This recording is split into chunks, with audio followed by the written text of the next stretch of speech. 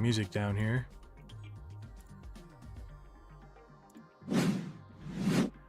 Here we are. What is up, everybody? Welcome to the stream. It's kind of a late one today. It is currently 7 o'clock p.m. Pacific time, but that is currently 10 o'clock Eastern for all my people on the east side, back home in Florida and everything. Yeah, how's it going, guys? Welcome. Let's see. We got 3 people in here right now. What's going on, guys? Welcome to the stream. Appreciate you being here.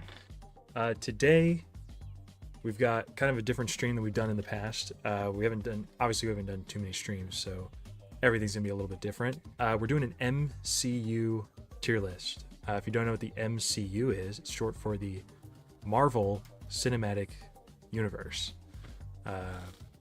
Big Marvel guy here, as you can probably tell.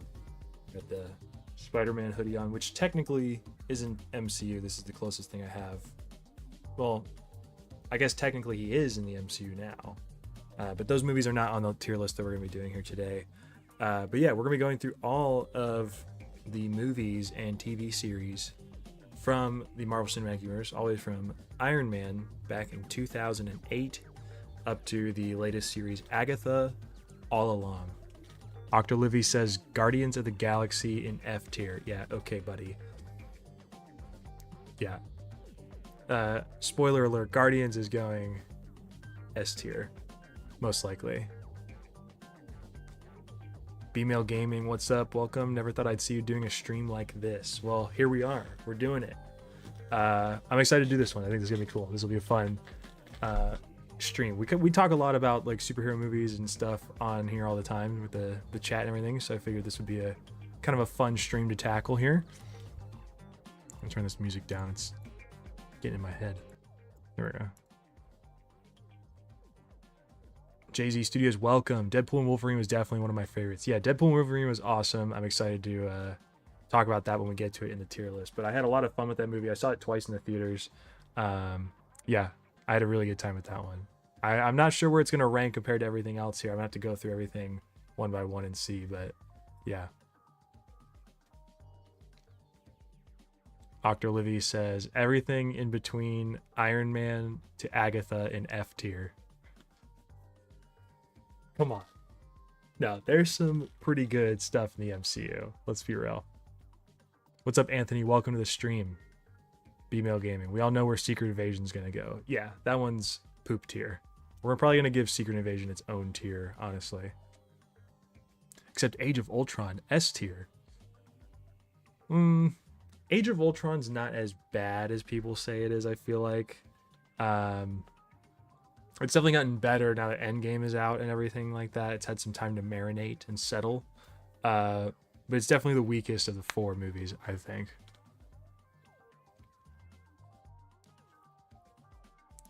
All right. So we got 7 people in here right now. What the heck is going on? Welcome, everybody. This is like I said, this is kind of an impromptu stream, and kind of a different one that we've done in the past. So I'm happy you guys are all here hanging out. We're going to get this tier list going here in just a second. Let some more people kind of flock in. We'll hang out, talk to you guys for a little bit here. And then we'll give it a shot at this tier list. We got a lot of stuff to go through here. We got like, I don't know, 40-something projects at this point.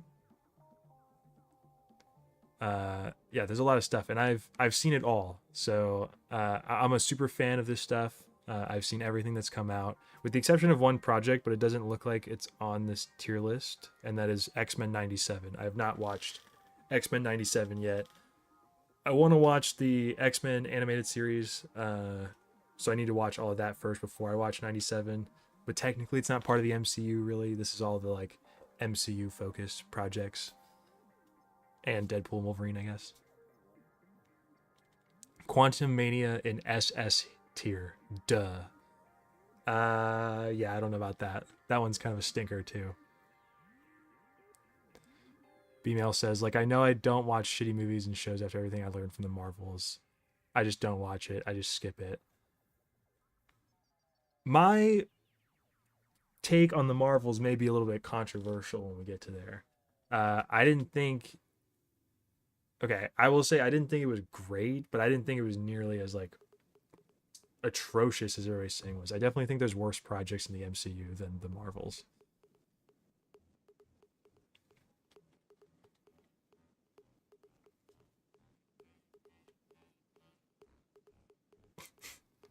Octolivy, so we're waiting for it to pop up in the chat here on the screen, but Octolivy says National Lampoon's Christmas Vacation goes in B tier. Honestly, probably, yeah.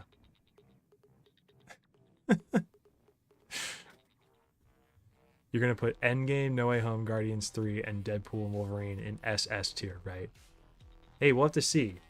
There's going to be a couple that'll definitely be like SS tier. I'm going to have my personal favorite up at the top. We're going to make a separate tier for that, for like the best project and the worst one. We're going to make separate tiers for that. I'll probably add them to the tier list. I should probably do that right now, actually. Add a row above.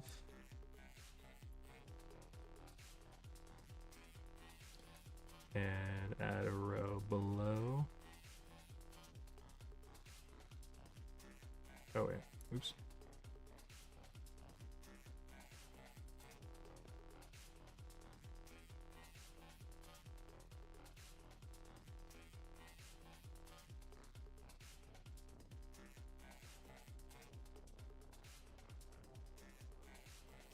Okay. There we go. Set that up. What's up, Steven? How are you doing, Josh? How's Riley? I'm doing well. I don't know how Riley's doing. Yeah, I don't know. You can check in with his socials probably to figure that out, but I've got no idea. Octolivy says Clark Griswold Disney Plus series. Well, they are doing that Santa Claus TV series with Tim Allen, but he's not doing like the Santa thing. He's like living in the real world, so he's like looking like a real person. He doesn't want to put on the beard and the fancy costume. So he's just Tim Allen. What's up, Flash Gordon? He says, hey there, Josh, what's up? Sorry I missed half your stream. I was making myself something to eat. Josh, how you been doing and feeling? Hey, man, you didn't miss anything. We're just getting started. We haven't even started the tier list yet. We're just kind of hanging out here chatting. I'm doing well, though. We're excited to be doing this today. It's kind of a late stream. We're kind of feeling out the vibes here on Friday night. It's kind of cool. Octolivy sending the NDPD little emotes there in the chat. Guys, if you want to be able to send one of those yourself, you can become a member, just like Octolivy and Flash Gordon here in the chat. They are both members of the stream. For $1.99, you can get that cool emoji, get some shout outs, just like I'm shouting these guys out right now. And you get access to videos early. You get access to some behind the scenes and community posts.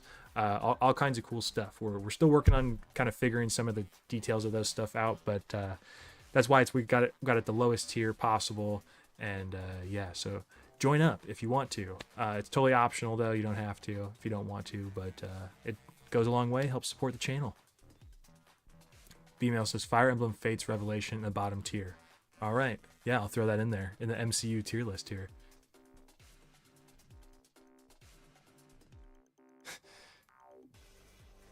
No effing way. That's not real.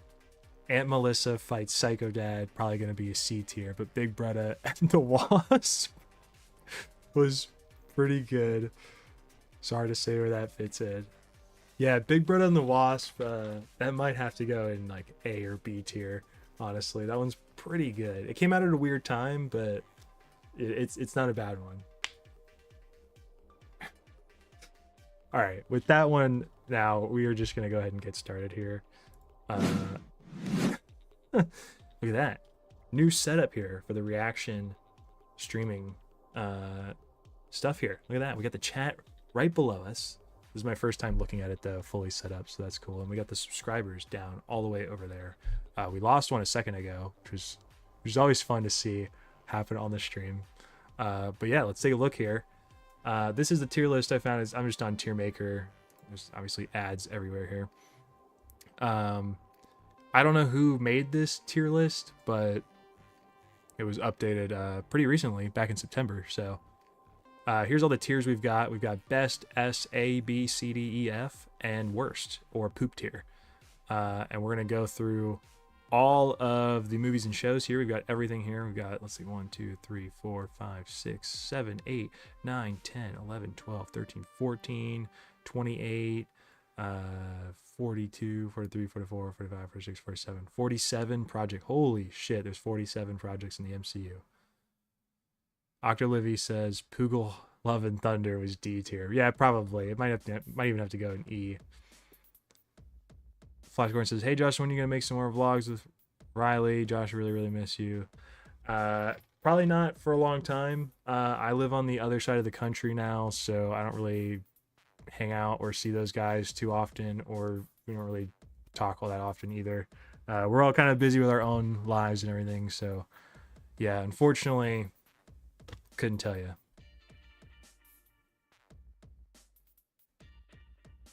Okay, so let's see here. All right, so we're just gonna go through release order here. We're gonna go start from Iron Man and work our way all the way up to Agatha. And yeah, let's see what we got here. So first up is, of course, the first movie in the MCU, Iron Man, starring Robert Downey Jr.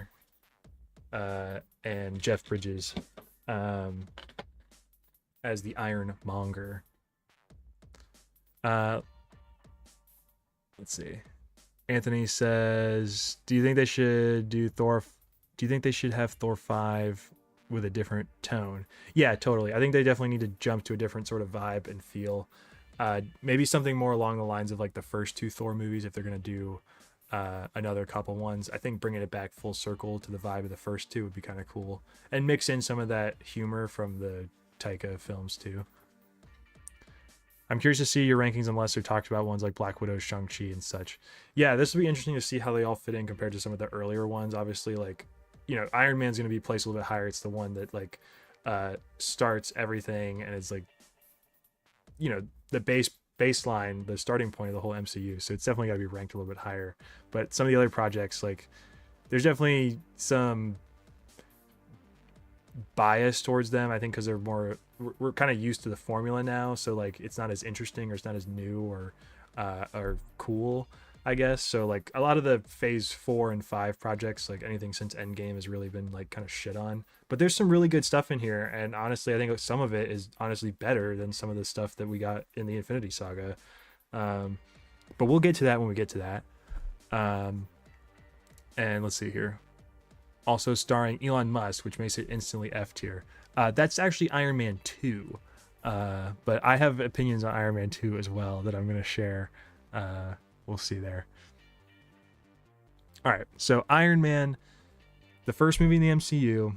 It's the biggest one. It's like the thing that kicked us all off. That had the end credit scene with Nick Fury, introduced us to Tony Stark, the man who defeated Thanos. So many odd years later, I don't even know how many. We're gonna have to put Iron Man up in A tier. It's a solid film. It's honestly one of the better films in the MCU for sure, and it's the thing that kicked everything off. So for that reason, I gotta put it up in the A tier category. Octolivy says Thor: Love and Thunder was one of the most difficult movies I've ever sat through, aside from Shazam 2. I'd rather dance on the freeway in traffic than watch Shazam 2 ever again. Honestly, I would say I liked Shazam 2 just a smidge more than I liked Love and Thunder. Now, don't get me wrong, both were very tough to sit through and watch, but I think Shazam 2 just had the little bit of an edge to it over Love and Thunder. Because the first 2 acts of Love and Thunder are a chore to sit through. I like the third act a lot, but yeah, I'll talk about it more when we get to it, but yeah. All right, moving on, we're going to go to The Incredible Hulk here. Kind of a slept-on film.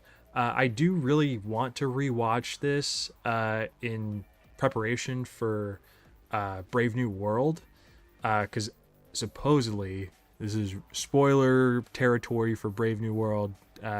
Potentially there's rumors that the leader is going to be the villain, and he was teased at the end of The Incredible Hulk. And also General Ross is in this movie, played by William Hurt, who unfortunately passed away, and now is who Harrison Ford is playing. He's going to be playing General Ross now in Brave New World to become the Red Hulk. So that'll be interesting. But as far as this first movie here goes, this one was starring Edward Norton. So we didn't have Mark Ruffalo yet. And this was the second movie here in this whole thing. And we didn't know that any of these were connected until we saw Tony Stark in the post-credits scene of The Incredible Hulk. I don't think a lot of people know that he's actually at the end of this one, and that it's connected in that way. But it's still not the best movie from what I remember. However, it is probably some of the coolest Hulk action we've ever gotten, and probably that we will ever get in the MCU. So I'm going to put it in D tier. Yeah, I think D tier is where it's going to go. President Ross, yeah, President Ross now, sorry. Maybe the leader is the reason for how Ross becomes the Red Hulk. He did have Bruce's blood after all. Yeah, the whole thing with the Hulk is that, like, the Hulk experiments and everything that turned Banner into the Hulk was an attempt to, like, recreate the super soldier serum that they made for Captain America, like, during World War II and all that. So I think there'll be some interesting stuff there, like, kind of tying in Brave New World, that, like, there's gonna be some super soldier serum stuff, and then there's gonna be some gamified super soldier serum or something that turns Ross into Red Hulk. I saw some theory that there may even be, like, extremist DNA, which is like the fire guys from Iron Man 3. They might have those mixed in with some of the DNA, and that's why Ross turns Red Hulk, and he has, like, some of the fire and everything, like, on his fingertips when he, like, rages out. Yeah, so I don't know. We'll see. Octolivy says more like The Incredible Flop. I don't know. I never saw it. Yeah, it's okay. I mean, it's not like a bad movie. I think it's cool to go back and watch now after having seen like kind of where the Hulk goes. But I still think it's not a great film. It's just kind of like whatever. So it's kind of whatever. Yeah. So that's why it's in D. Okay, Josh. Hey, sorry. Let's see. Wait, I missed the. Sorry if I can stay long on your stream. I'm getting tired, so I'll see you on your next one. Let me know when you're gonna start doing your vlogs again. All right, Flash Gordon, have a good night, man. Thanks for tuning in, and thanks for being a member again. Always appreciate it. Thanks so much for the support and for hanging out. Anthony says, I think that movie should be at least C or B tier. The final battle was just amazing. Yeah, the final fight's cool, but I think a lot of the other stuff isn't like the best. Like the final fight is pretty cool, but I think compared to some of the other stuff we also have coming, this one's definitely, it just ranks way lower compared. I think one of the best Marvel movies, with my honest opinion, is Tobey Maguire's Spider-Man franchise. And they're good. They're fantastic. They're good. They're fantastic. A lot more action and battle scenes. Spider-Man versus Green Goblin. Very true. Yeah, some of the Raimi films like definitely would stack up against some of the MCU films, like up in the S and A tier for sure. I don't know where Spider-Man 3 exactly would go. I'd probably drop it in C tier compared to everything else here. But yeah, the Tobey movies are awesome. Obviously, he's the reason why Isaiah gets brainwashed in the trailer. This isn't a spoiler, but you can see the leader's hand on the camera. Oh, I didn't even notice that in the trailer before. Huh, thanks for pointing that out, B-mail. All right, moving on to the next film in the franchise here. We got Iron Man 2. Honestly, this is a hot take. I like Iron Man 2 more than I like the first Iron Man. I don't know if it's necessarily better, like objectively better, but I do think that it's more fun. There's a lot more of like that Iron Man. It's just full like Iron Man from start to finish. You get Iron Man, you get War Machine, you get the fight with the two of them like in the mansion. Justin Hammer is one of the best villains we've gotten in the MCU. Hot take. I think he's hilarious, and he just steals every scene that he's in. You just like hate him so much. Like he's such like a prick. But he's awesome. I think Sam Rockwell is awesome in that movie. But again, I don't know that it's necessarily like better than the first Iron Man. But I would say it's at the very least on par. You know what? I'm gonna put it right there on A tier, in front of the first Iron Man. So we'll have the orders kind of matter here, I guess, in the tiers as well. Iron Mid 2. Yeah, okay, buddy. Iron Man 2 is good. Iron Man 2 it's fun. The whole final fight at the end with him and War Machine and like all the drones, like the hammer drones, is so cool. It's so fun. Like in that like garden or whatever at this expo, it's sick, dude. I I could watch that scene over and over.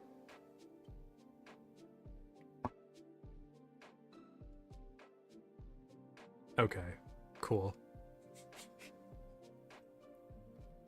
All right, moving on.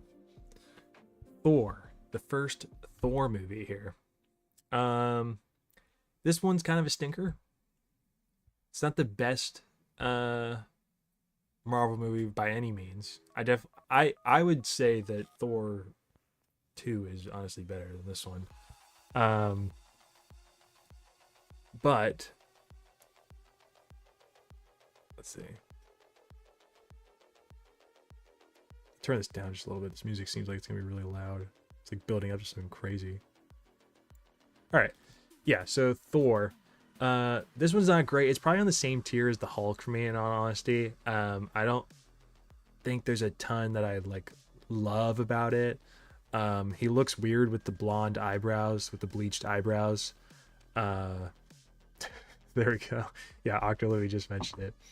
Scott asks, do you think Tobey Maguire Spider-Man 4 will ever happen? Do you think it's Tobey Maguire wants to do another one? Or do you think he's too old to do it again, or no?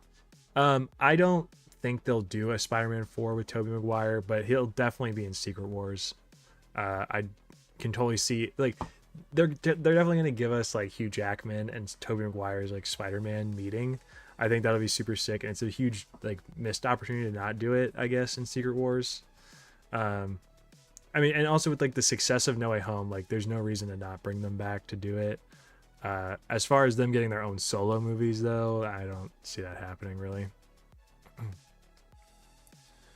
But yeah, so back to Thor. I'm probably gonna just throw it up in D tier. It's not a very like, at least in my opinion, I don't think it's a super memorable movie. I might put it above the Hulk, but I just think there's better stuff, better material, and they kind of found their footing with some of the later Thor movies compared to some of the other stuff here in the MCU. Like, not to discredit like Loki or Chris Hemsworth in this film. Like, I think they're both great, and like Loki is obviously awesome enough that he carried over to the first Avengers and everything. But this is just kind of the starting point. They were trying to figure it out with this one. A little bit more fantasy than like sci-fi with the Iron Mans and the Hulk movie. So it's just kind of a different approach, and they're trying to figure it out. So it's not great, but you know, there's better stuff. There's worse stuff too. We'll get to the worst stuff here soon. Anthony says Thor 2 in my opinion was kind of boring, mainly because the villains were just uninteresting and the story was all over the place. Yeah, I'll talk about that a little bit when I get to Thor 2. I got a few more to cover here, and then we'll get to that. But I definitely agree with that.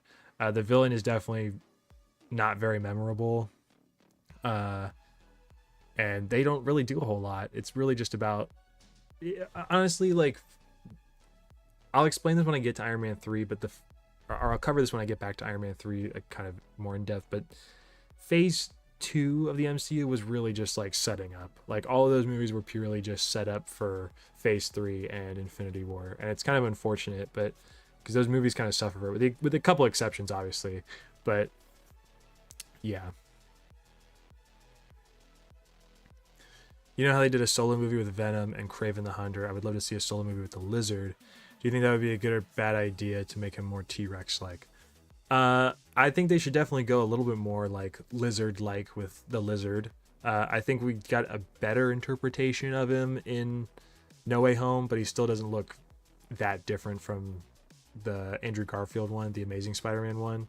I definitely want him to look a little bit more like dinosaur and lizard like, to kind of give him the name the Lizard. But yeah, I don't know when we'll see that again, honestly, in a Spider-Man movie. That's kind of like a one and done. I think that's why they brought them all back for No Way Home, so they could kind of jump and do other villains with Tom's Spider-Man. Like, obviously there's going to be some sort of black suit arc, so we'll have Venom fight him at some point. I don't know when that'll be, but some point that'll happen. Kingpin was obviously being set up to fight with Daredevil and some of the other street heroes like Daredevil and stuff.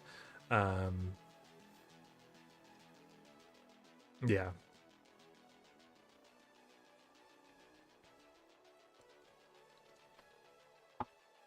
I still would like to see Scorpion get dealt with. That was set up in Homecoming. If they do another Spider-Man movie with the Lizard, I think they should make him more T-Rex. I don't mind the design, different for their movie, but I prefer a more T-Rex design. Yeah, I agree. Angela, welcome to the stream. I really enjoyed taking my grandson to see Venom. I really liked it and how they ended it. Yeah, the Venom movies are fun. They're just kind of fun, like, turn your brain off movies. They don't hold a lot of weight to them, but they're fun. Will they do a live action Spider-Man movie with Miles? Yeah, definitely. After the Spider-Verse movies are over, I can totally see them doing like some live action Miles stuff. Like, I can totally see maybe in like Spider-Man 6, like Spider-Man, like Tom's Spider-Man 6, that we get like Miles introduced and Tom kind of like retires from the role. I mean, I think that'd be kind of cool to have him like pass it down to Miles in live action. All right, moving on to continue finishing phase 1 here, because we got a lot to cover here. We're 30 minutes in here and we're not even anywhere near finished with this. All right, so the first Avenger, actually a really solid movie. I think this one's really slept on. I watched it a few years ago and I really like the first Avenger. I think it's a really solid film. It's it's just got a lot of heart to it, and the story of Steve Rogers is so cool. Like especially like following him all the way up to Endgame. It's such an amazing like journey that he goes on. Obviously, compared to other stuff that's coming up in this list, it probably falls a little bit lower. But I'm gonna put it in B tier, I think. But it'll probably be towards like the back of B tier. But I really like this one a lot. I think it's slept on, and not enough people talk about it, I feel like.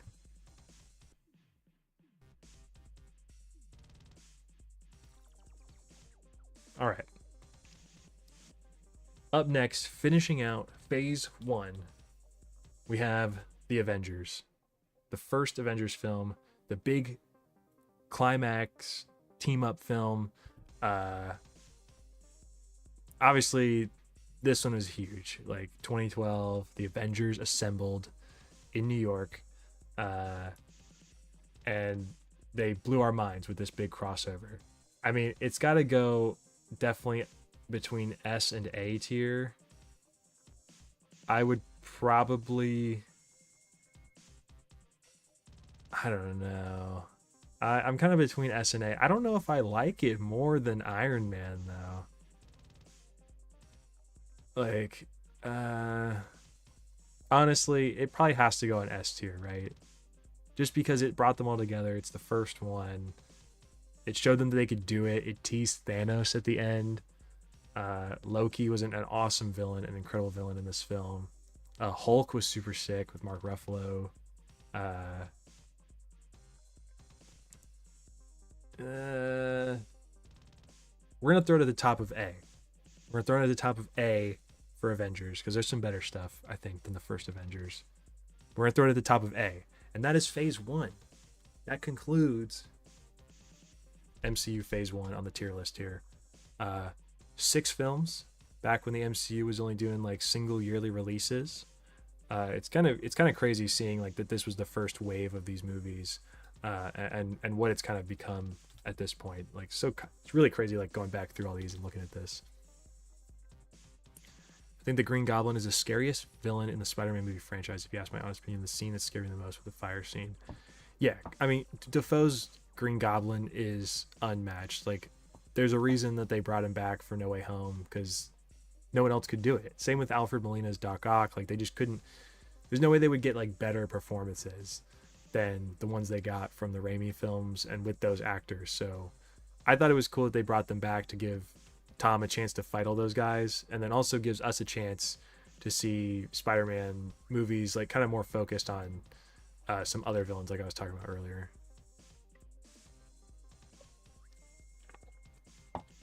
All right, moving on to Phase 2 of the MCU. Iron Man 3 is up next here, and I think this movie sucks. I think this movie has a lot of glaring issues, and like I was talking about earlier, a lot of the movies in this phase have a lot of trouble in the sense that they are pretty much just used to set up future stuff and just kind of get the ball rolling for what's next. Iron Man 3 suffers from it. Thor: The Dark World suffers from it. I mean, even Winter Soldier to an extent suffers from it, but Winter Soldier is like obviously an outlier in this.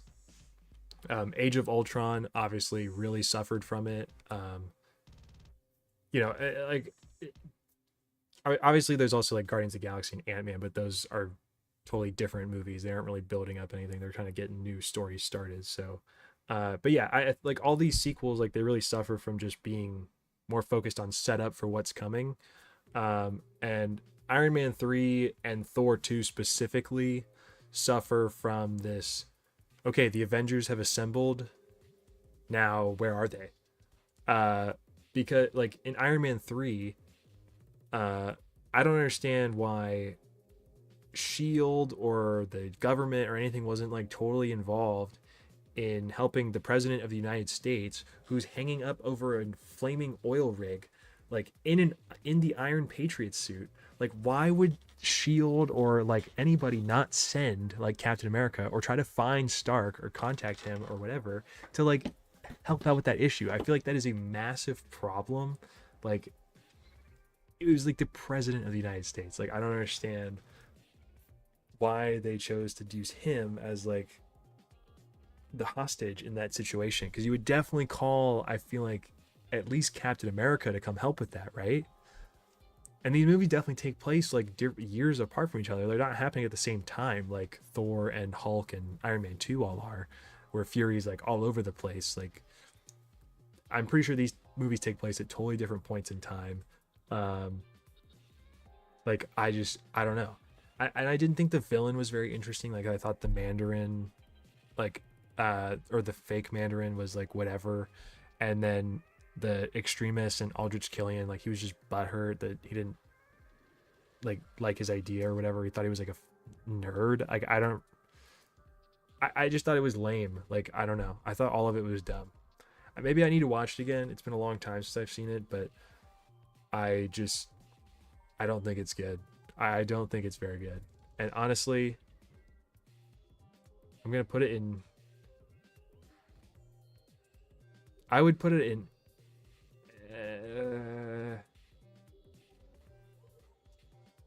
I'm gonna put it in F. I'm gonna put it in F tier. I think this one stinks. Let's see. I saw somebody say here. Oh, Anthony. Yeah, Anthony says, what I like about Iron Man 3 is that it shows how amazing Tony is without his suits. I hated the fake Mandarin though.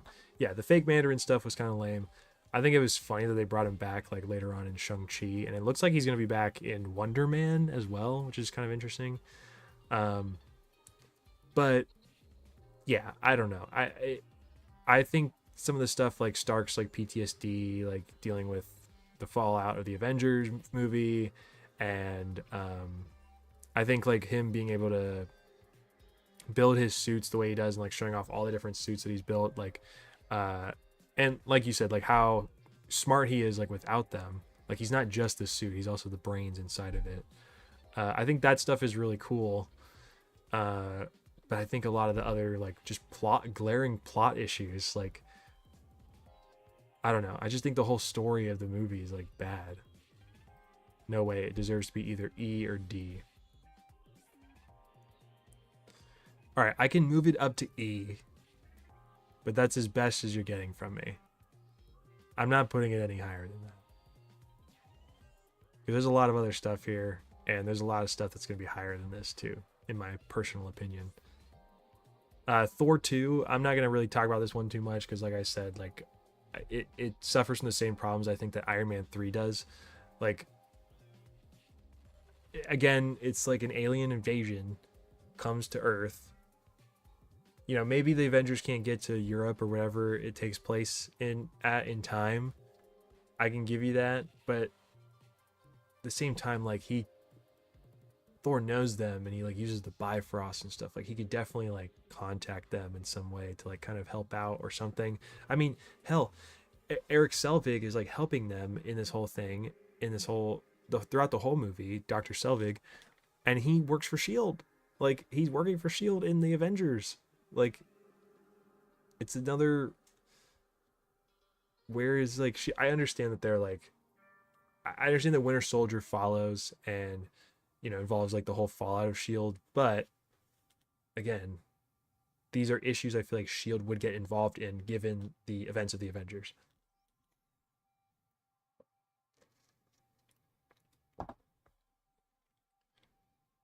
Although I think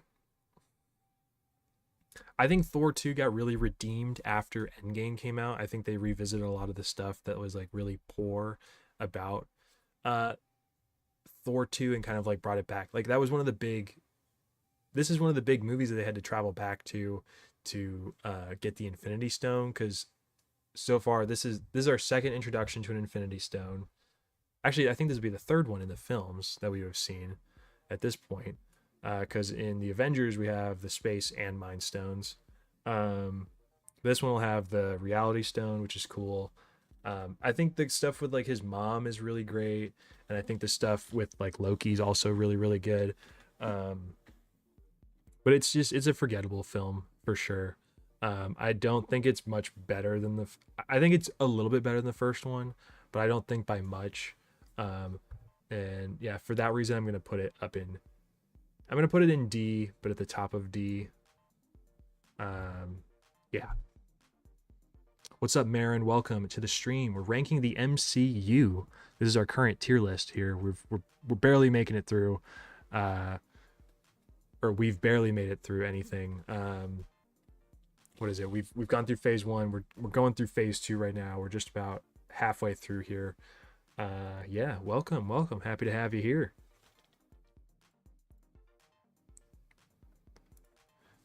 All right, next up, Captain America, The Winter Soldier. Highly regarded film here. People say this is one of the best in the MCU, if not the best in the MCU. And it's definitely up there. I think this film is super cool. It's a cool, like, I think the Captain America films have like a real neat, like, spy, like, government thriller. Like, at least this one is like a spy movie more so than anything. It's like a spy movie with superheroes in it, which is super cool. And Winter Soldier is just like, there's so much, like, I don't know what the word I'm looking for is. I don't know. There's a lot of heart to it, obviously, with like Bucky and Steve's relationship, like him finding Winter Soldier, like finding out it's Bucky. All the action sequences are friggin' awesome in this. Like some of the best fight scenes, like in the MCU or in this movie.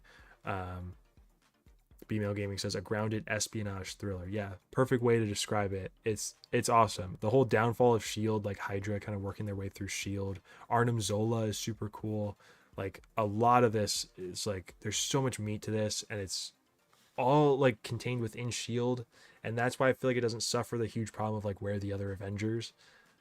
Because like what are Stark and like what is Thor gonna do get involved with this Hydra stuff? Like it's all like inner workings and inner issues like within Shield. Like the hell's Thor gonna do? Like Stark could maybe help out a little bit, but obviously, you know, he was dealing with whatever's going on in Iron Man 3, I guess. So I think this one doesn't suffer from the issues nearly as bad as Iron Man 3 and Thor 2 do. And the movie's also just got so much sauce. Like, it's so good. I'm going to put it up in S tier. It's definitely one of the best. I think if I was going to rank it out of 10, and most people said like 10 out of 10, 9 out of 10, I'd probably put it an 8 in my personal opinion. There's a couple things I don't love. Like I think some, let's see, what I'm trying to think. I'm trying to think of like some of the things I don't like about it. It's been a while since I've watched it though. I mean, I'm still putting it in S tier, obviously. It's still one of the best MCU films. It's the best one on the list so far by a long shot. But yeah, I don't know. I'd have to watch it again. I think some of the stuff with like, I think at some points in the movie it's a little too like grand, like the helicarriers like falling is a little dramatic. It makes sense, and obviously like the rest of the movie is like friggin' awesome, so it does, that whole point doesn't even really matter. But yeah, no, it's good. I'm just hating just to hate, I feel like right now. But yeah, no, the Winter Soldier is a great film. All right, next up is my personal favorite film in the MCU and one of my favorite movies just ever, Guardians of the Galaxy. James Gunn's first film in the MCU. My introduction to James Gunn as a director as well. Man, what a film. Like, some people would say that this film is to blame for a lot of the current issues that we have in the MCU as regards to like humor and tone of the films. Like they're all trying to kind of like replicate that Guardians feel or whatever, try to be like funny and quippy like every character is in these movies. But this one nails it. Like the Guardians crew is awesome. Like their chemistry is so great, and like all three movies have so much heart and soul to them. And the first one is like, it got me into like these this one really got me like into these movies. Like I was really into the MCU, like with Iron Man and the Avengers and Captain America and stuff. But I mean, Guardians of the Galaxy was just like such an incredible uh experience for me, I guess, to watch in the theaters. Like I didn't know who these characters were at all. Nobody did. And this movie turned out to be a smash hit. Like these characters are some of their favorites. I cried at the end of the third one. Uh, so I mean, this first one is going up in S tier for me. It's not gonna go up to the best. I'm saving something else for the best project in the MCU, but it's staying at the top of S for me. This is my personal favorite movie like ever made. So it's going in S, but it's not the best.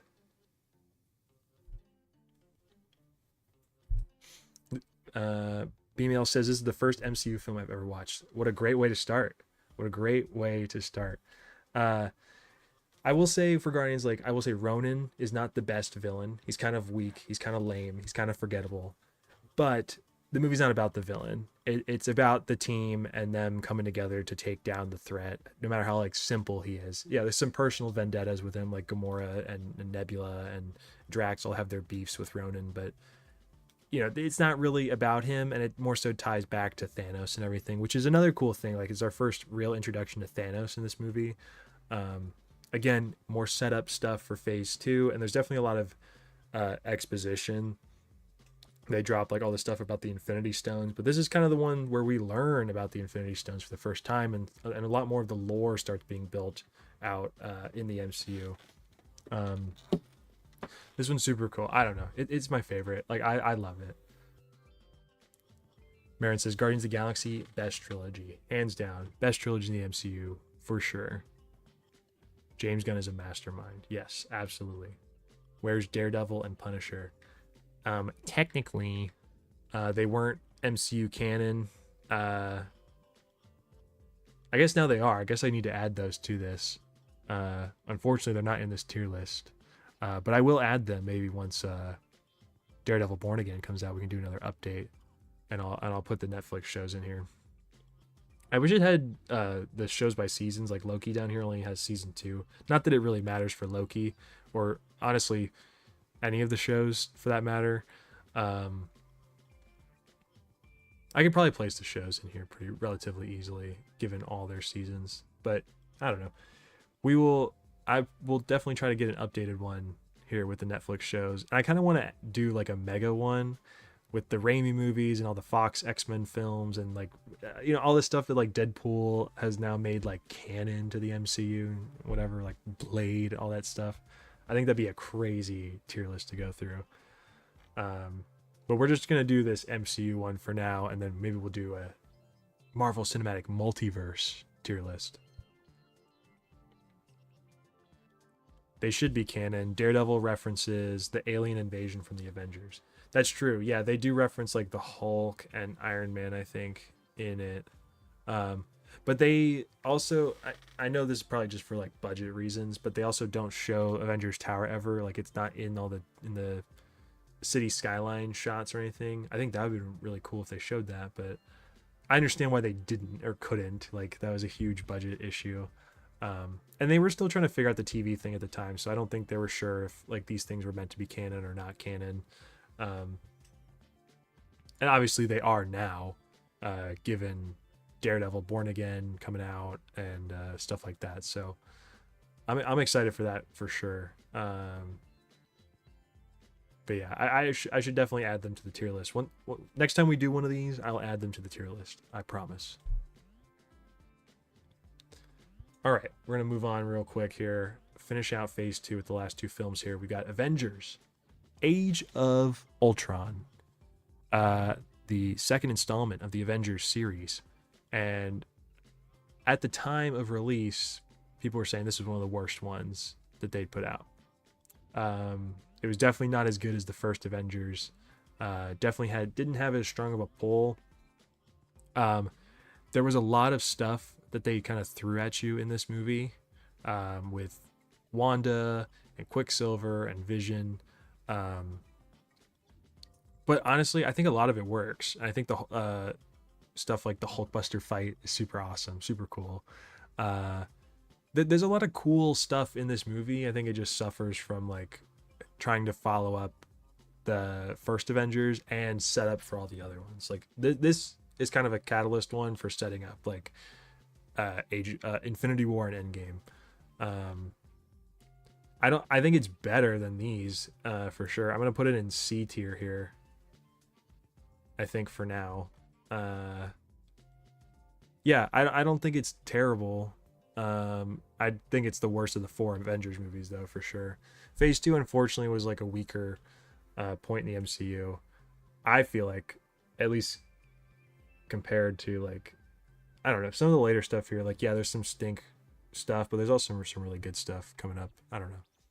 We'll talk about it when we get to everything past Endgame here, because holy shit, look how much there is. There's more post Endgame content than there was pre Endgame. Crazy. All right, moving on to the final film in Phase 2, the epilogue of Phase 2, if you will, Ant-Man. I love this movie. I think the first Ant-Man is great. I think they really nailed like all the shrinking and everything. All the shrinking effects are super cool. I love that it's just like a small little like um, heist movie. It's nothing too crazy. The stakes aren't super high. Obviously, they're in the grand scheme of things, the stakes aren't super high. But at the same time, dealing with the quantum realm and everything, it probably is like very scary tech to be working with. But it's not a very serious movie. It doesn't take itself too seriously. I think Paul Rudd kills it. I like Michael Douglas in this movie. Hope is cool. The villain's kind of whatever.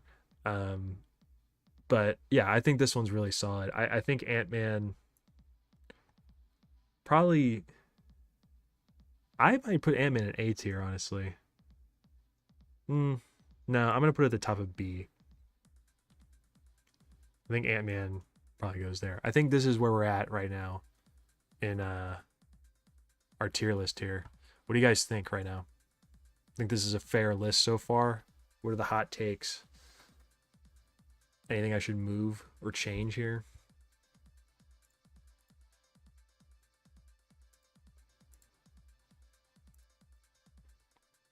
Getting ready to do Phase 3, which is crazy. We're already almost at Phase 3, but there's a lot of stuff in Phase 3, almost as much content as there is right here. It kind of doubles every time, which is like friggin' insane for every phase. Except I don't know where. I think Phase 4 ends with Wakanda Forever, but I could be wrong. Maybe the Guardians Christmas special technically. But yeah. Anthony says, I hope we get a prequel Hank Pym Ant-Man film. Yeah, that would be really cool. I really like the the few scenes that we got across like the movies. I think the opening of Ant-Man and the Wasp is where we got the scene of like the two of them doing their mission where she gets lost in the quantum realm. I think it's really cool, and I think it would have been fun to get some like 70s like spy movies with Ant-Man and the Wasp. That'd be super sick. Like we saw him in Endgame building his thing and his old classic Ant-Man helmet. I think that would have been super fun to have.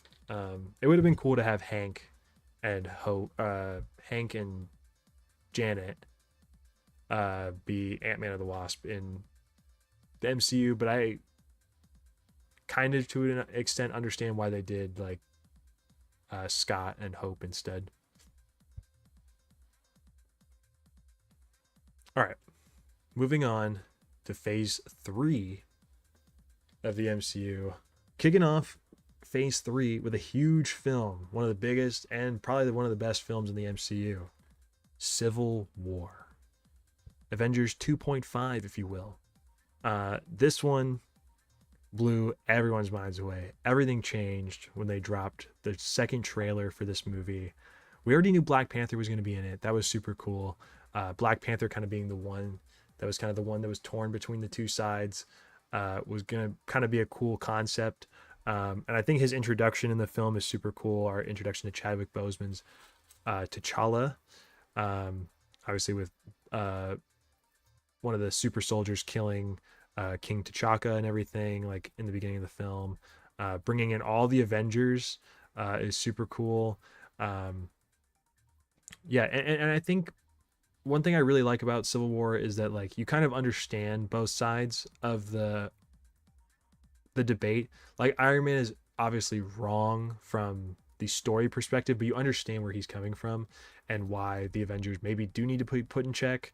And it's understandable why all of them are so divided on the issue. Um, Cap is just trying to stop those super soldiers, but nobody's listening to him.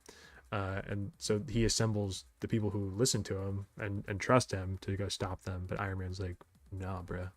And then brings in a 15-year-old Spider-Man into the MCU to fight Captain America and the Avengers in his first introduction. It was freaking awesome. Uh, I will never forget watching that second trailer for the first time and seeing Spidey right at the end where he calls Underoos. He swoops in and he like webs the shield and grabs it, dude. It's so sick. Uh, what a great film, and it's one where like the villain kind of wins. It's like Zemo is probably one of the best villains we've gotten in the MCU. Um, he broke the Avengers. He disassembled them, and that leads super heavily into Infinity War and everything. Like, and it's why kind of Zemo is kind of why Thanos almost wins in Infinity War. Obviously, it's not all Zemo's fault, but uh, he definitely helped Thanos out. I just there's some really great material in this movie. There's a lot of really cool stuff. It's a banger. I'm honestly gonna put it above Winter Soldier. That may be controversial, but I think it's a better film than Winter Soldier. I think there's some weird stuff in it for sure. Like I do think the Spider-Man scene is it's really good, but it's really like odd that Stark would choose to bring him in as opposed to maybe some other heroes that may be living in the world, because obviously he's a kid and all that. But it's cool, suspension of disbelief. The kid can stick to walls and swing around from a web. Like it's fine. It's really not a big deal. The scene is a little weird, and in the grand scheme of things, it doesn't make a whole lot of sense why Stark would recruit a child to fight Captain America. But it's Spider-Man. It's Spider-Man in the MCU, and I'm gonna take it. And his fight with Bucky and Sam is awesome. When he like him fighting everybody during that whole scene is sick. Like it's so cool to have him included there. All right, moving on to the next film here in the franchise, Doctor Strange. Kind of a slept-on film as well. I feel like not a lot of people talk about this one as much as some of the others in this list. I really like Doctor Strange. I think it's a solid introduction to the character. I think Benedict Cumberbatch kills it as Stephen Strange. I think it's good. I think the villain is kind of whatever. Again, like I think that's kind of a problem with a lot of these movies. Is the villains are not like super interesting.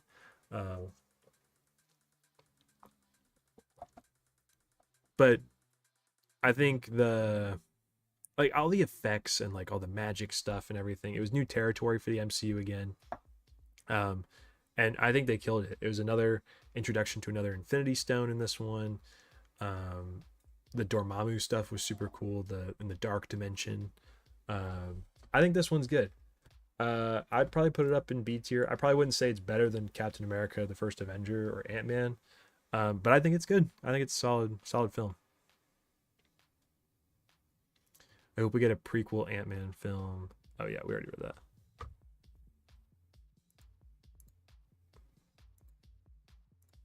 Yeah. So far, I think this list is looking pretty solid. What do you guys think? If you could move one thing on this list, what would it be, guys? At least at this point in time. There's going to be some other controversial takes here, I bet, but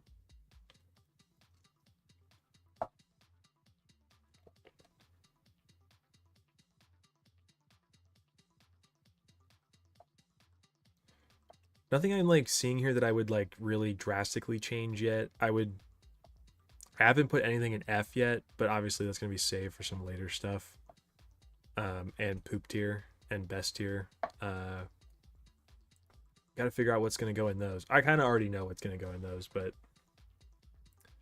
yeah, there's a lot of stuff here. I got to figure out how I'm going to order some of these things, because there's a lot of stuff. Like the phase 4 stuff is really where I'm going to start getting worried about adding stuff, because the shows are hard to rank compared to the movies.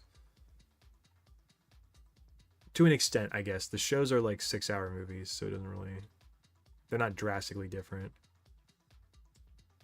I don't know. Some of these are going to be interesting when we get to them. All right. Guardians of the Galaxy Volume 2. The next movie. Another great installment to the greatest franchise in the MCU. The Guardians of the Galaxy, of course. This one, I mean, just does everything the first one did yet again. And it works just as well. I think Kurt Russell is great as Ego. I think it's a fun villain to have. I think this one plays a little bit too heavily on some of the humor. I think Drax is a little too goofy in this one. I think that's a problem a lot of people have with this one, is Drax kind of dumbs down a lot, it almost seems like.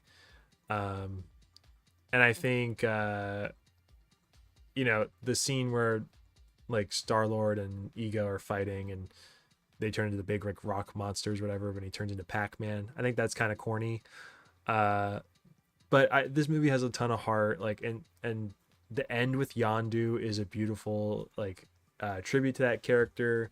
The whole funeral with everybody there, I think it's awesome. It's a real tearjerker.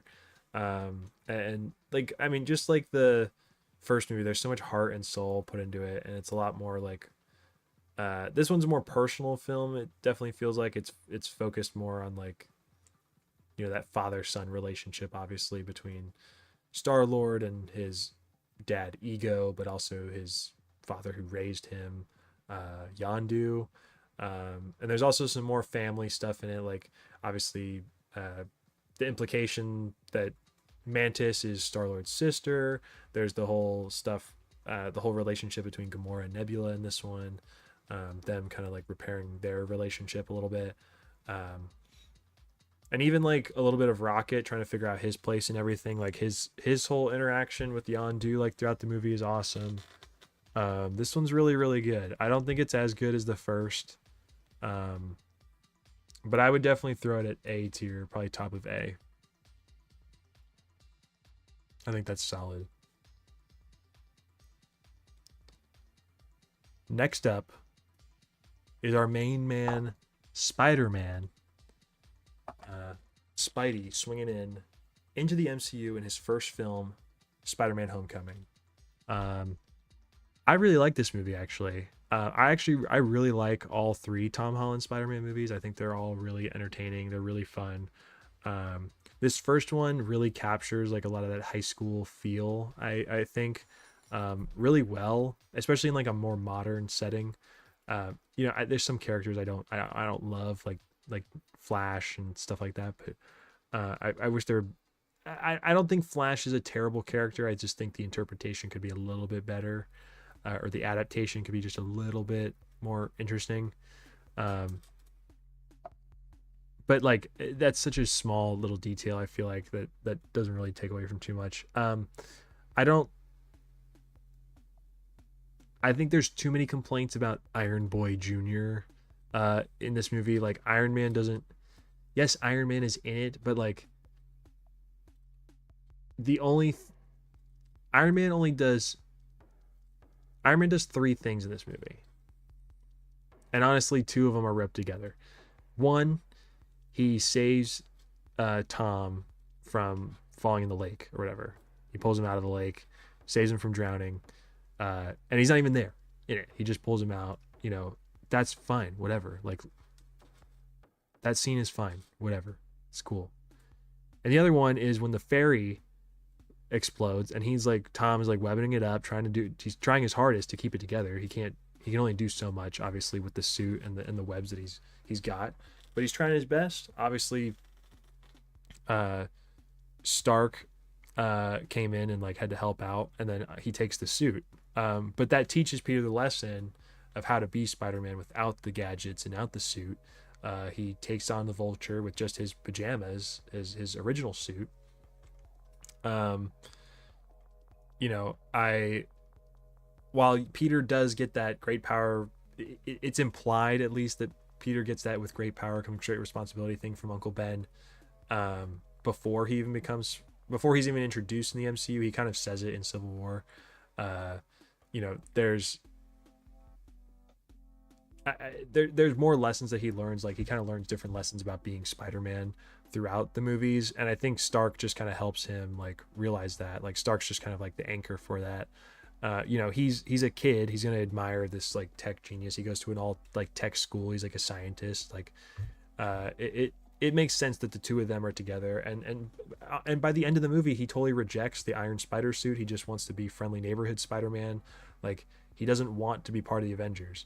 Like obviously he joins them in Infinity War, but that has nothing to do with him making that choice to be an Avenger and live at the compound and all that. He stays true to who he is and wants to stay home and be Spider-Man, which I think is friggin' dope.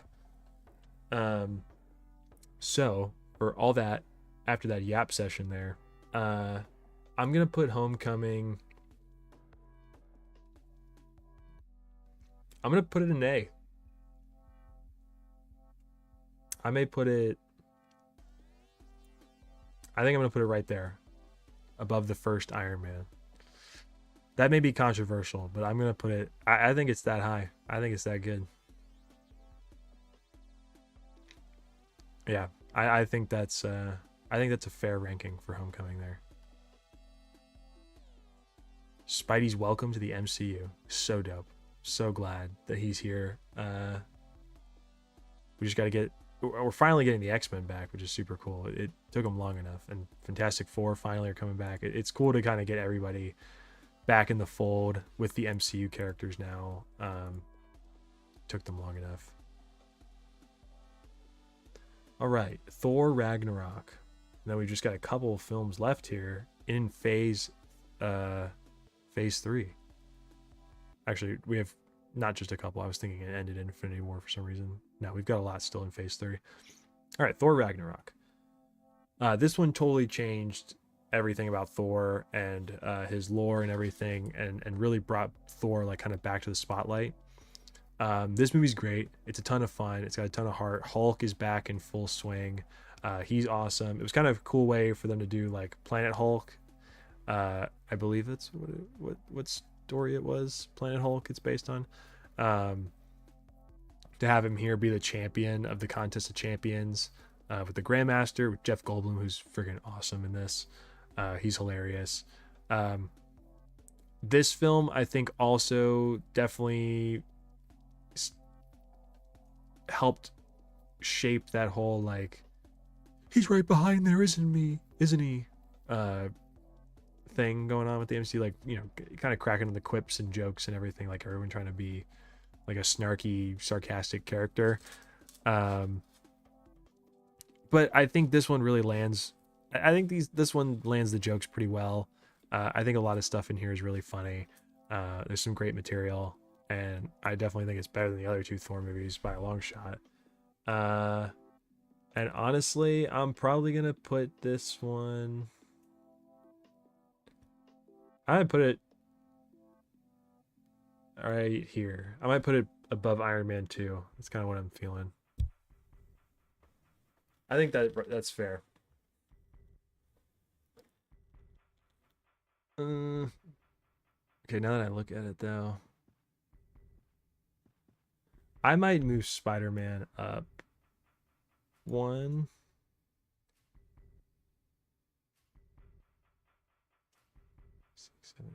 Yeah, I think that is. I think that's good. Gotta take a shower, Josh. Really enjoy your streams. All right, Steven, have a good one, man. Thanks for tuning in. Appreciate you being here. Yeah, thanks for tuning in. Thanks for being a fan. Happy to have you here.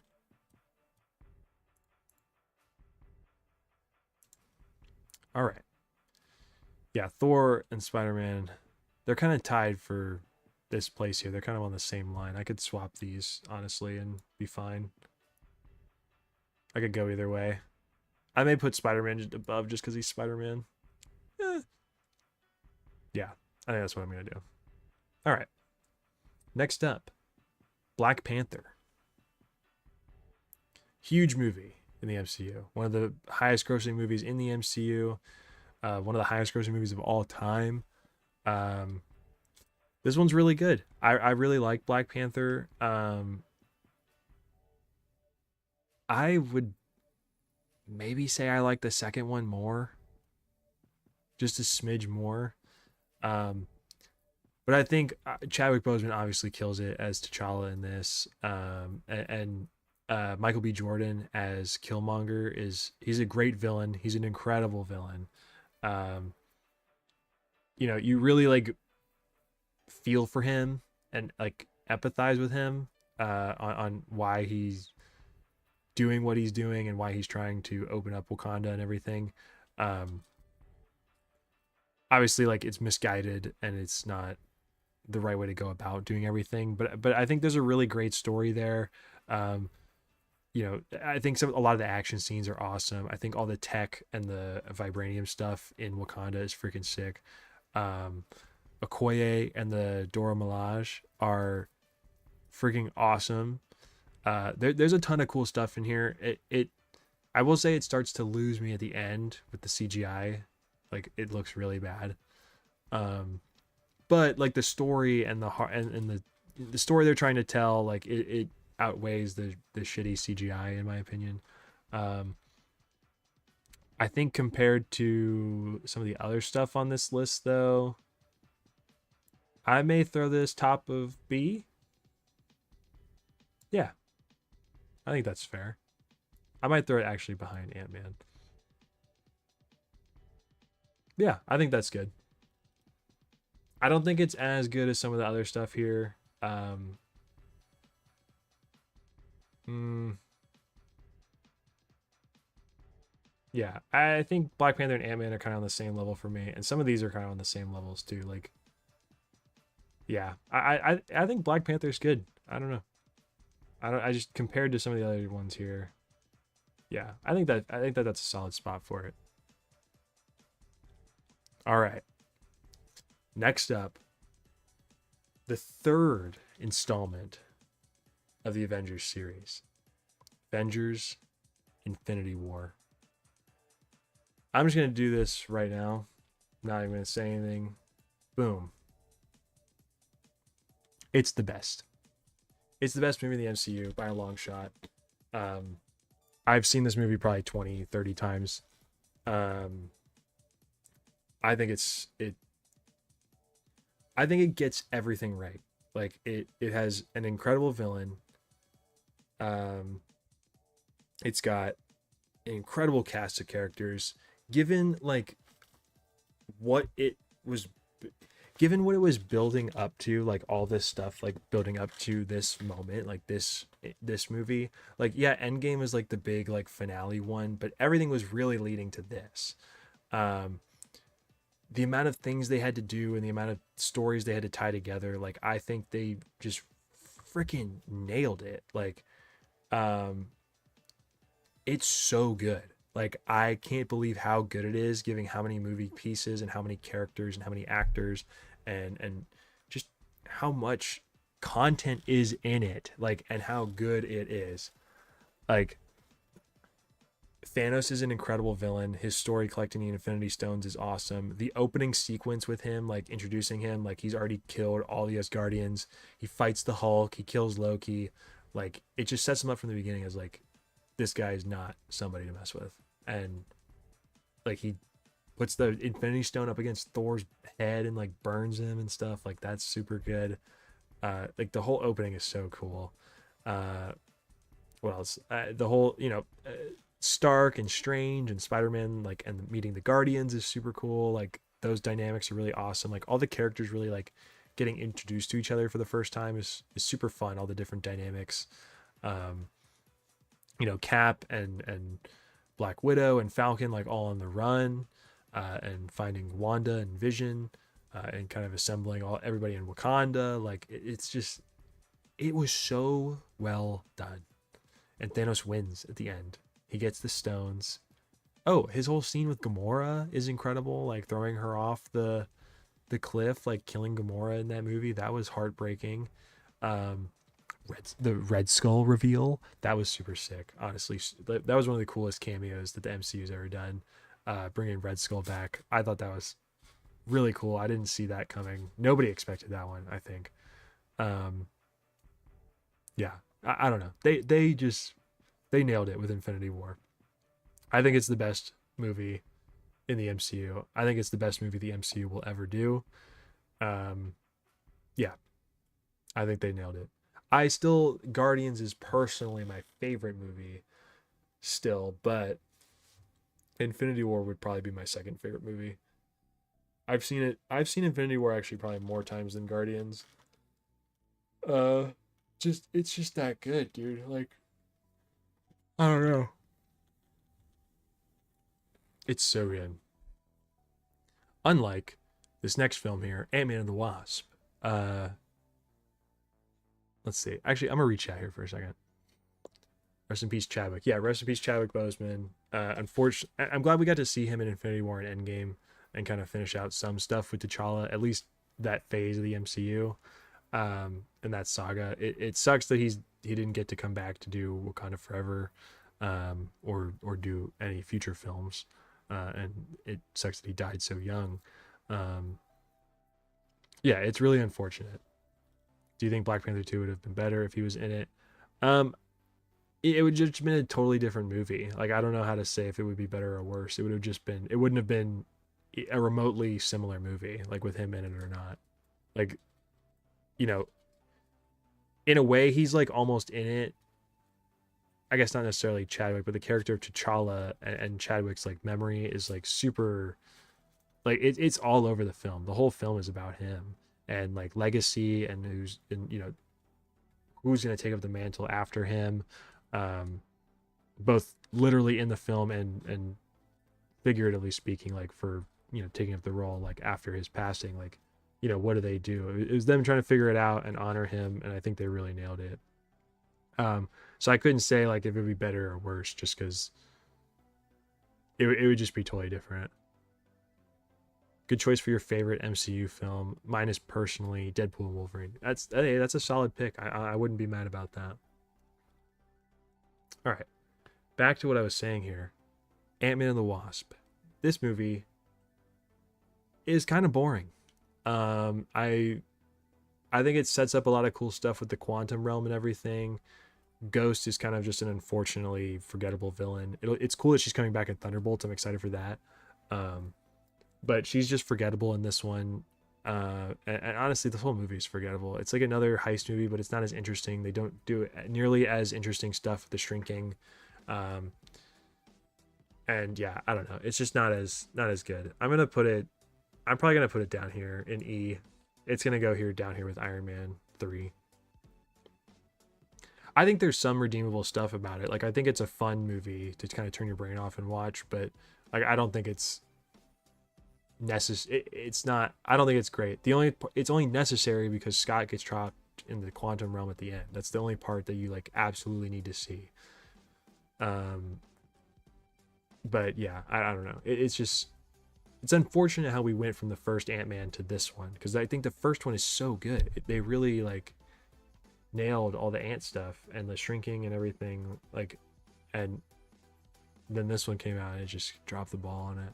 And it was hard to follow up, like following up Infinity War with an Ant-Man movie. Like I don't know who's interested in that. Um, yeah, I don't know. It's okay.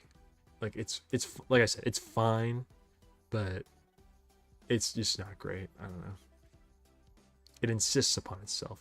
Sure. Yeah. Welcome in, Faulty Channel. Thanks for tuning in. What do you think of my tier list at the moment? I think this is a pretty solid list, all in all.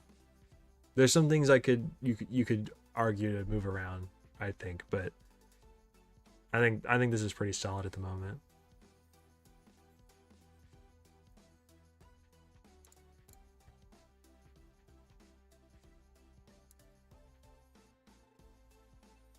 All right, how many films we have left in this phase? We got 3 left, and then we'll switch over to the chatting real quick to see, kind of take a break, and then we'll add all of phase 4 and 5 because I mean, Jesus, look how much content there is here. All right, next up, we have Captain Marvel, very controversial film.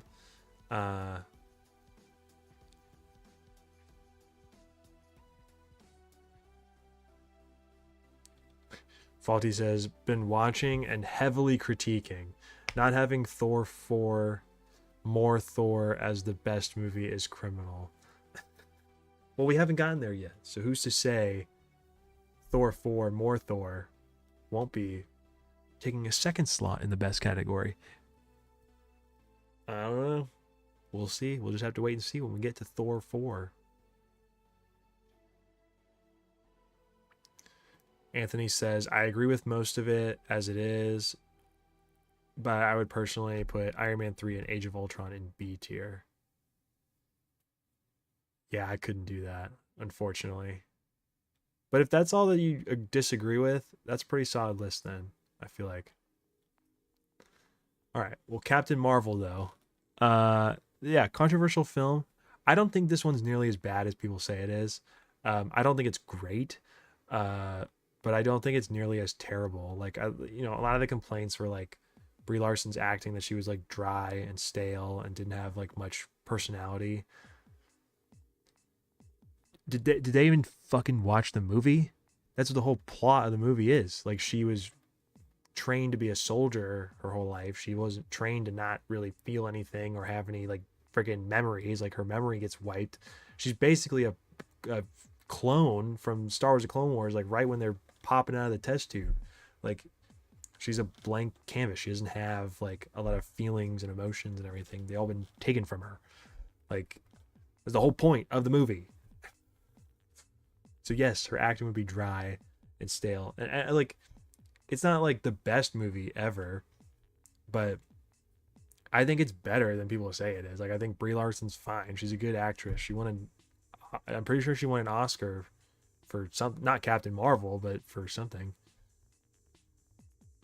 Faulty says Captain Marvel is cool because of the era in it and it introduced the Skrulls. Yeah, I think the Skrulls are awesome. At least the introduction of the Skrulls was awesome. We'll talk about Secret Invasion when we get to Secret Invasion. But the Skrulls were super fun. I thought the whole concept of having them in the MCU was super cool.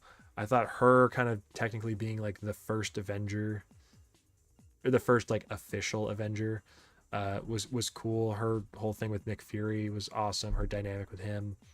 A lot of people ask like, oh, where was she during the other events, the Avengers? And it's like, well, she explains it in Endgame, but like, she's off dealing with other worldly threats. She's living like all the way across the universe. Like, she's not just going to come back to Earth every time, something happens over there. Like, she's never on Earth. She's out protecting the universe. So,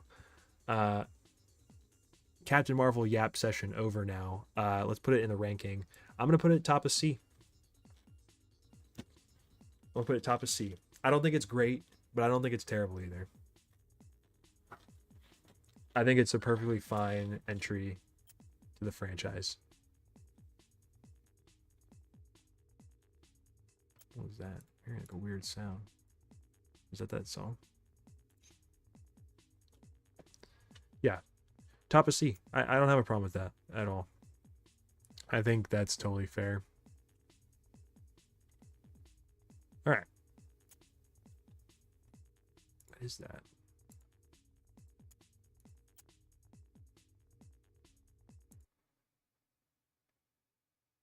Sorry, I'm having like an audio thing. Oh, it must be the song. I don't know. All right.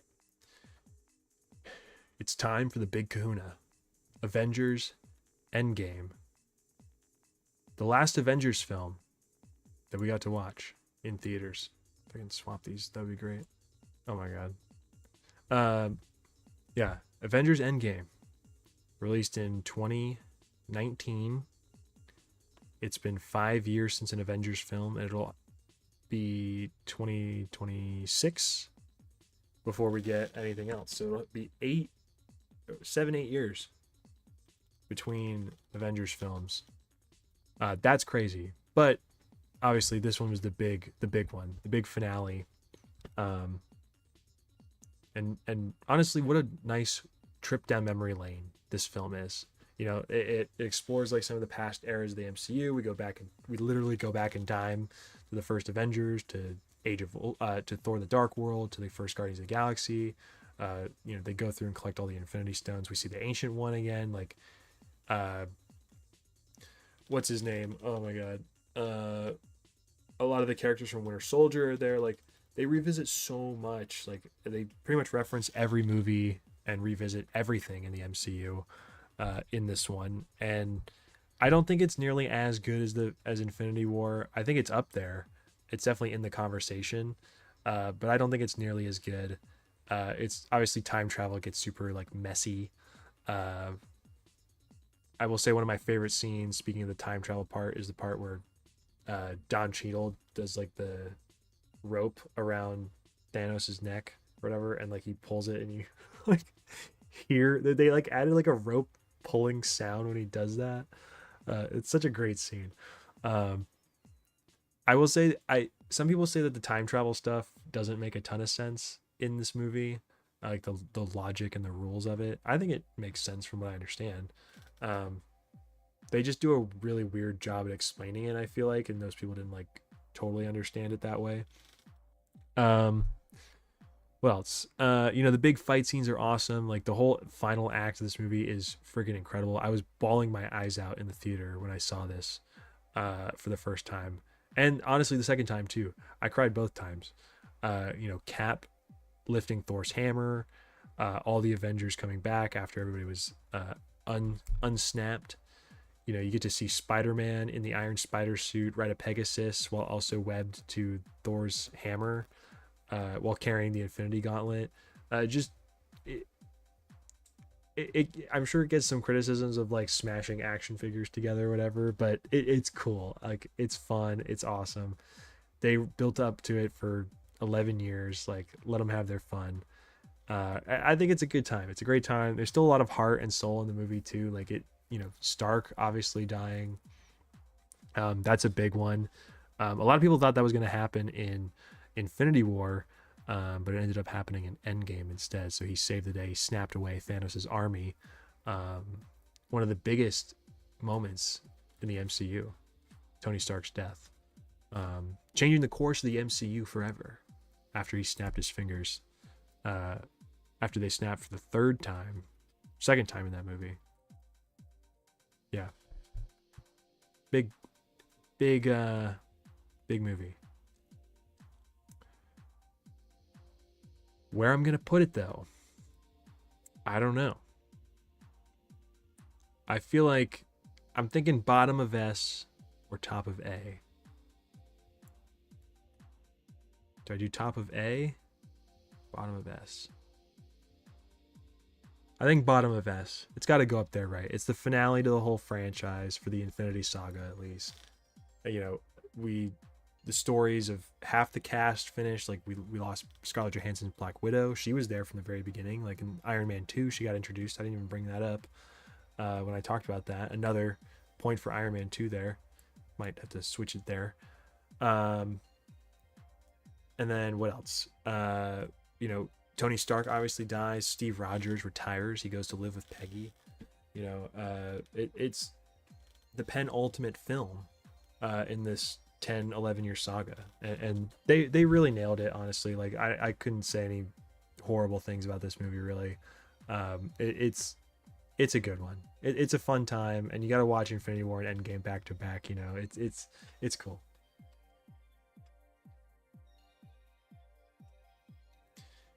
Anthony says, if Endgame isn't S tier, then you're not a real MCU fan. Honestly, that's probably facts. Uh, you know, it's got to be up there, right? Like, it's got to be up in S tier. It's so well done. Um, they nailed it. They nailed it with that one. Tying, you know, like, again, tying everything together, and honestly, filming both of the movies back to back or almost simultaneously was a crazy feat. I don't know how they managed to pull that off and not get anything spoiled for us. Obviously, there's some spoilers that leaked or whatever as it got close, but not like anything like super huge that I can remember. being spoiled. So I props to them for being able to pull off Infinity War and Endgame the way that they did. All right. One final project here in phase 3 in the Infinity Saga, kind of the epilogue film here, Spider-Man Far From Home. A controversial film among Spider-Man fans. Obviously follows a similar formula as the first movie, where a disgruntled, bitter ex-employee or ex-worker of Tony Stark is mad and wants to get back at him by taking on Spider-Man instead. But honestly, I don't think it's nearly as bad as everybody says it is. I think I think there's a lot of issues with the whole like you're gonna be the next Iron Man thing, which, you know, I think that's something that Peter learns throughout the movie, like that he's, you know, obviously he's not gonna be that. He's Spider-Man. He's not Iron Man Jr. He's not Iron Boy Jr. Which obviously he learns that in the first movie, kind of. You know, he's more so Spider-Man in the first movie, but this one is like kind of following up that legacy of Iron Man. Like kind of he was Tony's like apprentice almost. So I understand why he feels like he needs to fill those shoes. However, I don't know. Some of the I think the formula of them following like all the, let's see, I don't know, following the same kind of formula of like the ex-employee or whatever that's like bitter at Stark is kind of lame. I think it's fine for Mysterio, and I think the way they explained like his tech being like the barf technology from Civil War, I thought that was kind of cool, a cool way to tie it in. I think Jake Gyllenhaal is great, honestly, in this movie. I think he's a great villain. He's a lot of fun, and the Mysterio scenes are super friggin' cool. Some of the high school drama stuff is kind of lame, like in this movie, like it's like whatever. I know a lot of people complain about this movie not taking place in New York, and like we haven't gotten a Spider-Man movie like set in New York. And it's like, well, the first one was, Homecoming was, and you also had the whole Raimi trilogy and the whole and the duology that is the TASM series. So I think one of these movies going over to the other side of the planet, I think it's kind of cool. It's kind of fun. I think another con here real quick. I'm just kind of yapping talking about this. The Peter and MJ romance is a little weird in this movie. It just kind of happens. Same with, it happens in almost the same way that like Ned and Betty fall in love in this movie. It just kind of like comes out of nowhere. But it's fine. I don't really have an issue with it. I think it's fun. But yeah, I like Far From Home a lot. I think it's real. I think it's fun. I think the spider sense stuff is really great. Him like kind of fully coming into like his spider sense, his Peter tingle, it is really great. I think it's really fun. And it's, again, I think he learns another step about being Spider-Man. Like in this one, it's the next step up, kind of evolving as Spider-Man. You know, I think it's good. I think I'd probably put it somewhere in here. I'd probably put it here. I'd probably put it after Black Panther, in between First Avenger and Black Panther. Also, the suit in that movie is one of the best live action Spider-Man suits we've ever gotten. The red and black, I think, is super cool, and I think it should be the one that stays in the MCU. I am glad he's going back to classic red and blue, but I think the red and black looked so good with the white spider on the back and everything. Oh, it looked cool. Super cool. And it's back to his like original roots. Originally, this suit was designed to be red and black. It wasn't originally red and blue. So I would have loved to see that continue to be the suit. And it kind of stayed in No Way Home, but then it got the gold, and then he got the classic red and blue again at the very end, which is cool. It's crazy to see just how many more projects are in phases 4 and 5 than the whole Infinity Saga, just looking at the list. I know, it's crazy. Like, this is phases 4 and 5. So we've got phase 4 at the top here, WandaVision through Wakanda Forever, and then the holiday special from Guardians all the way up to Agatha is phase 5 here. Actually, the holiday special might be part of phase 4 still, but Quantumania definitely kicked off phase 5. So At least there's more movies in this one so far than this one. So that's kind of nice. This is all just freaking TV shows. But so here we go. Here's our Infinity Saga tier list as it stands. I'm happy with this list, honestly. I think this is pretty solid. Obviously, there are maybe some hot takes with the Iron Man 3 and Age of Ultron placements, and maybe even the Captain Marvel one to some people, but I'm digging this list so far. I'm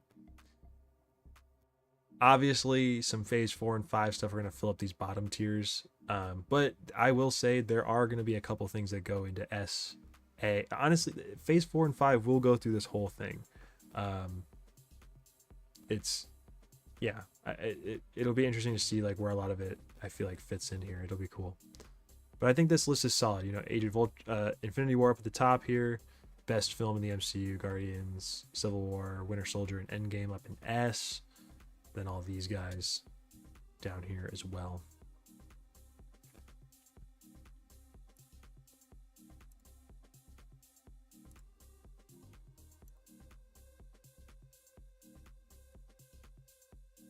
So we'll switch over to the chatting here real quick, talk to you guys. There's quite the tier list we're building here, and we're only halfway through.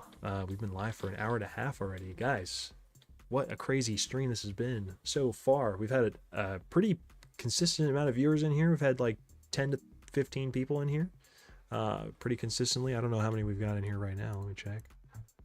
We got 7 right now. What's going on, guys? Thanks for being here. Thanks for hanging out. I appreciate you being here.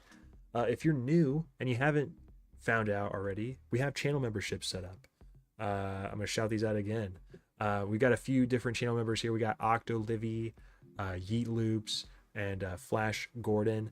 Thank you guys for becoming members of the stream. For just $1.99, you can get your very own reverse Josh emoji. It's not going to show up on the stream here on the chat, but it'll show up in the actual chat here. You can get this little epic reverse Josh emoji. We're working with Octo Livy to actually get a couple more emojis. Those will be coming at some point in the future. I'm very excited to have more of those. But we've got the one there, which is very cool. So thank you. Shout out Octo Livy for making that. Yeah, you also get access to some shout outs. Like we're shouting out all the members here right now. Like I said, Octo Livy, Yeet Loops, Flash Gordon. Those are the 3 members we've got at the moment. Thank you guys for being members. I really appreciate the support. It's awesome. Thank you guys for sending your $1.99 my way.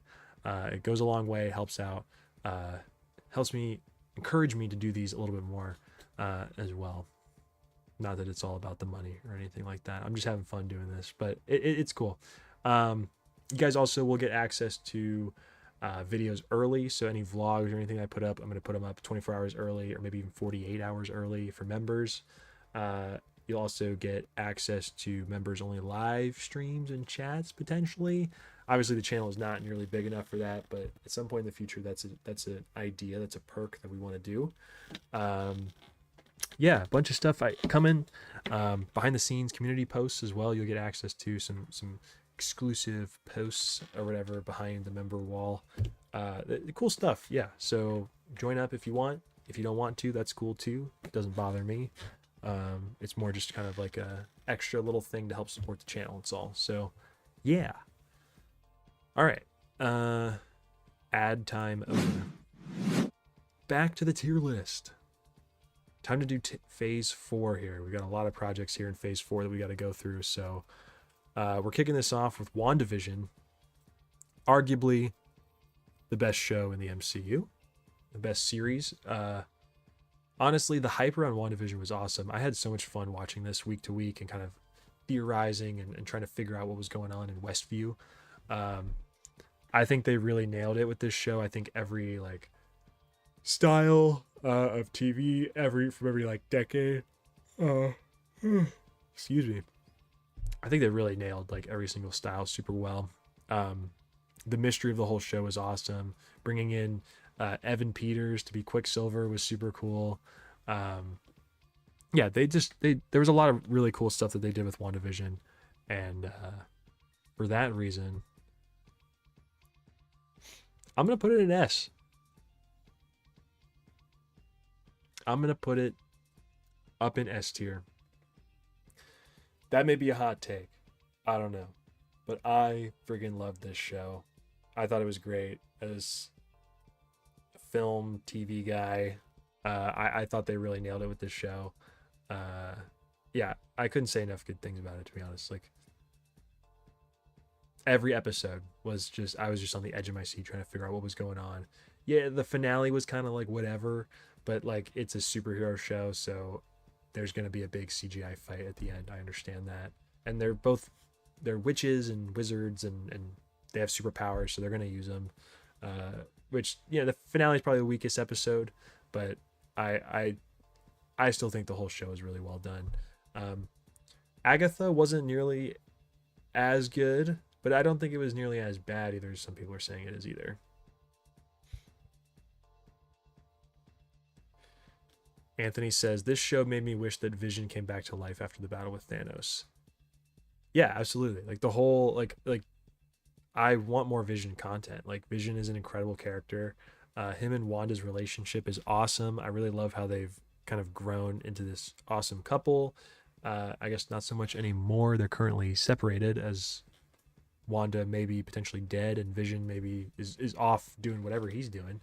But there's just so much cool material in this show. Like I thought it was really cool. A lot of crossover stuff, a lot of more like we had Darcy in the show, and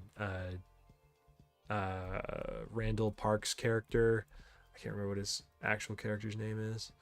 Jimmy Woo. Yeah. And Monica being in the show as well. Like those were super cool introductions to some characters. Or not introductions. They're all characters that we have seen previously, but it makes the world feel a little more lived in and a little more connected by having those side characters there. I thought that was kind of a cool addition. So WandaVision, yeah, going in S tier. Bottom of S, but S tier. All right, Falcon and the Winter Soldier. The follow-up from Avengers, the first real follow-up to Avengers Endgame, following one of the plot lines. Steve giving Sam the shield and his journey into becoming Captain America. I think this show's pretty solid. Like, I think there's a lot of great stuff in it. I think Sam's journey into becoming Captain America is really great. I think the dynamic between him and Bucky is really fun, and Zemo is awesome in this as well. It was super cool that they brought him back. Sharon Carter's stuff is like kind of whatever in this. I didn't love her part. She didn't really do a whole lot, and I don't know why she's like a villain at the end. She could have just been a Skrull. I thought that would have been cool. But there's a lot of great material in this one. And I think, yeah, I don't know. I think it's a fun one. I think it really sets up Sam becoming Captain America really well. It's a fun series with a lot of action, a lot of heart. And for that, I'll probably throw it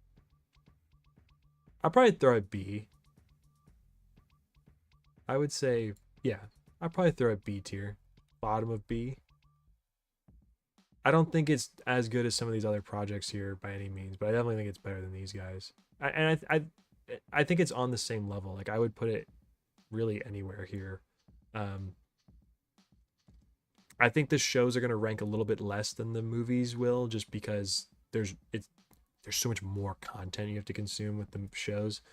But I think it's a solid. I don't think it's bad. Like anything in B and up like is not bad. Is good. Like these are good. C is fine. D is fine. E is whatever. I can watch them. Like the thing about this too is I've seen all these and they're not bad. Like nothing. There's a couple.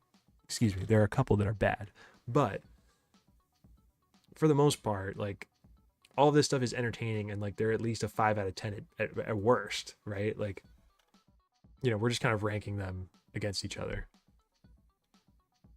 All right, next up, the first movie to come out in Phase 4, Black Widow. Kind of a movie that came a little bit too late.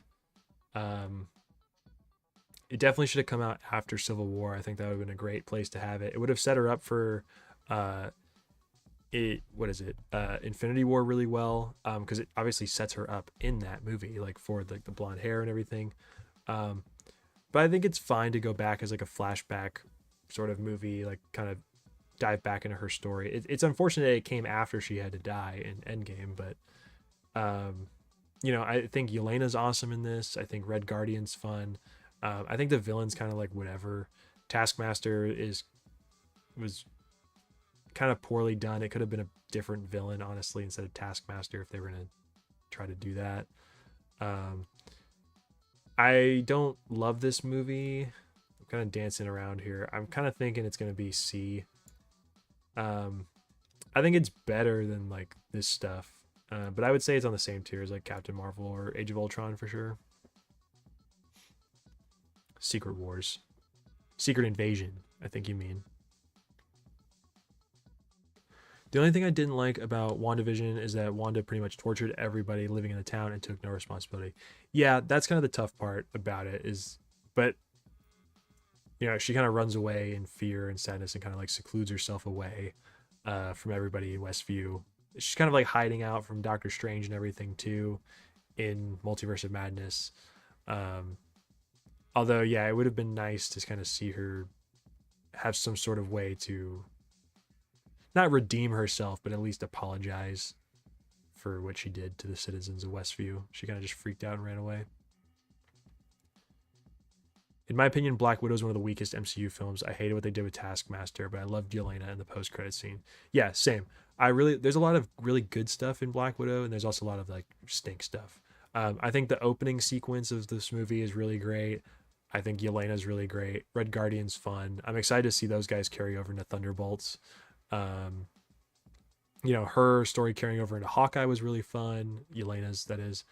Um, yeah, I think there's some really good stuff, but the villain like was pretty shit, and Dreykov and the giant floating island, I thought that was a little unnecessary. I thought that it would have been cooler if it was just some sort of like base on the ground and not floating up in the sky. I thought that was a little silly and dramatic for a spy movie. Like I was saying that with Winter Soldier as well. Like I thought the helicarriers all crashing down was a little dramatic.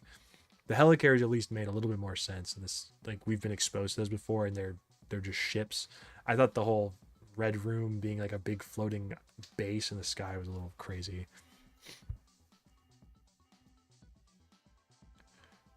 Red Guardian really didn't do anything in the movie, remove him from the movie, and nothing changes. Yeah, that's fair. He's more like comedic relief, and just some more familial ties, I guess, for Black Widow and Yelena. I think he adds an extra level, an extra layer, I guess, to the movie. Not a huge one. It's a very thin layer, but it's some extra content. I think he was fun. I like David Harbour, and he clearly has fun in the role too. So I'm about it.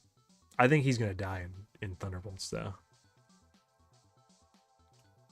All right, moving on to another film in the MCU. We got a few films coming up here. Shang-Chi and the Legend of the Ten Rings. This film's great. I think this one's really good. The action sequences in this movie are incredible. The choreography, the fight choreography, like all throughout this is freaking awesome.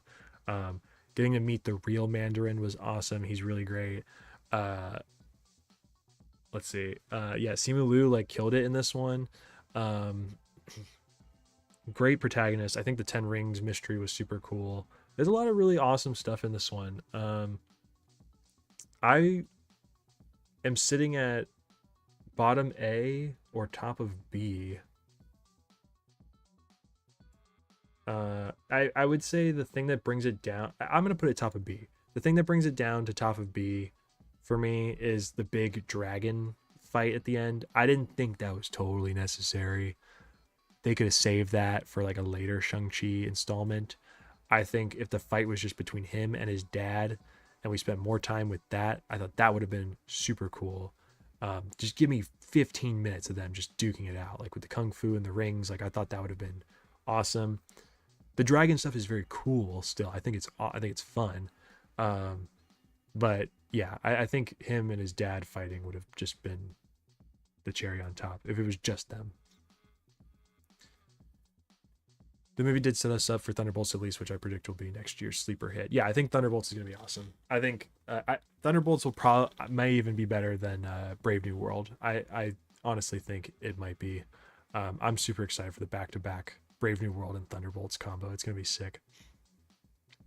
Also, the fact we don't have a second Shang-Chi film yet as well. Yeah, honestly, I don't know what we're doing. I don't know why there hasn't been one announced yet.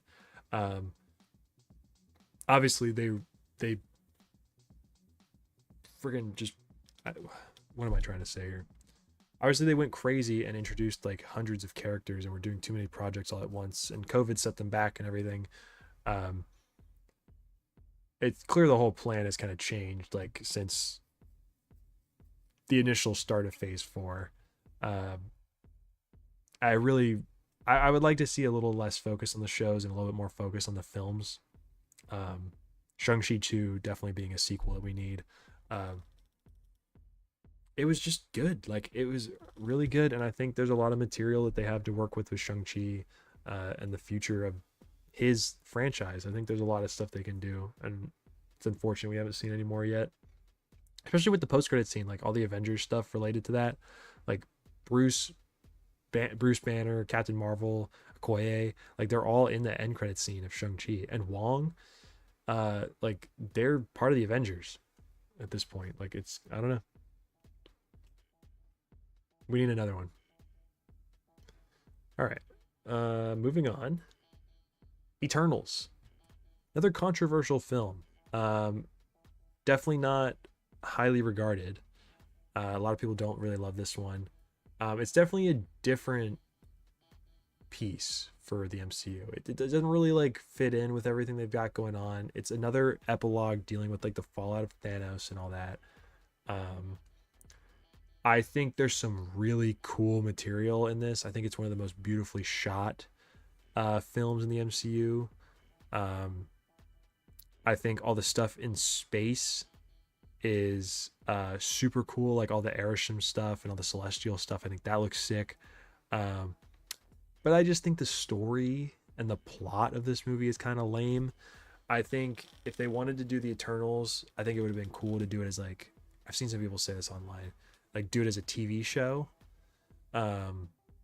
where each episode is like a different decade of, or a different time period of them dealing with some problem. Because we got a lot of that like throughout the movie, like explaining all that. But I think if we like went through kind of like different stories with all of them in different time periods, I think that would have been super cool to see how they've kind of lived throughout history and kind of helped shape the world and everything. I think that would have been really, really cool. We're finally in Brave New World again, tying in Eternals with the Tiamat statue, which apparently is where, and don't quote me on this, I don't know if this is 100% accurate or not, but apparently, spoiler alert, that's where adamantium is going to come from.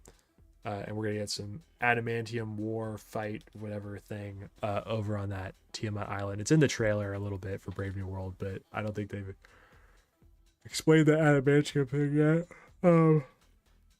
But yeah, back to Eternals. I think there's some really cool stuff in it. I think the cast is fun. I think there's some weird stuff in it for sure. I don't know. It's kind of forgettable. It's not really like super memorable film. You can kind of take it or leave it. I guess you have to watch it now for Brave New World, but before Brave New World was announced, there was no reason to watch this movie. I think it didn't really tie into anything aside from like them having to deal with the fallout of Thanos and all that. So I don't know. Not super interesting, super engaging. I'm gonna put it down in D tier here. I think there's some really great material, like I said, but it's just compared to the other stuff that we've got, it's not that great. All right, we're gonna move it along here. We got a lot of shows to cover here, so we're just gonna kind of keep trekking here. We've been live for almost 2 hours now, so we gotta speed this up a little bit. Anthony says Eternals is very overrated in my opinion. That's crazy. Overrated. I've seen a lot of people, I would argue it's underrated, because a lot of people think this movie sucks. Like some people say this is one of the worst in the MCU. I don't think that's necessarily true. I think these are all worse than Eternals. But yeah, I don't know. That's crazy.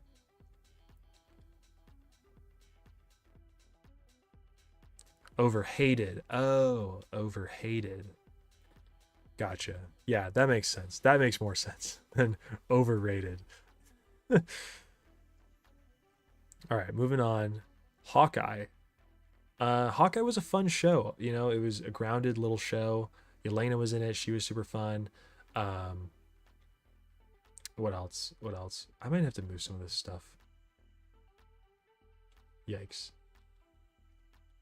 Might have to make some adjustments to the list here.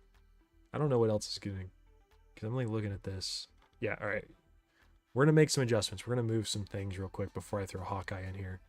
Because I want to throw Hawkeye at a first instinct into B tier, but I don't necessarily think that's the case. I might have to move. I'm going to have to shift some stuff down. So I'm going to shift these two down to F. I'm going to put Hulk and Thor. I'm going to put these in E. I'll put Thor 2 in E. In D. I'm going to bring Black Widow down to D.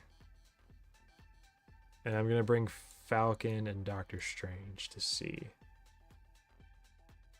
Okay. I think that fills out the list a little bit better.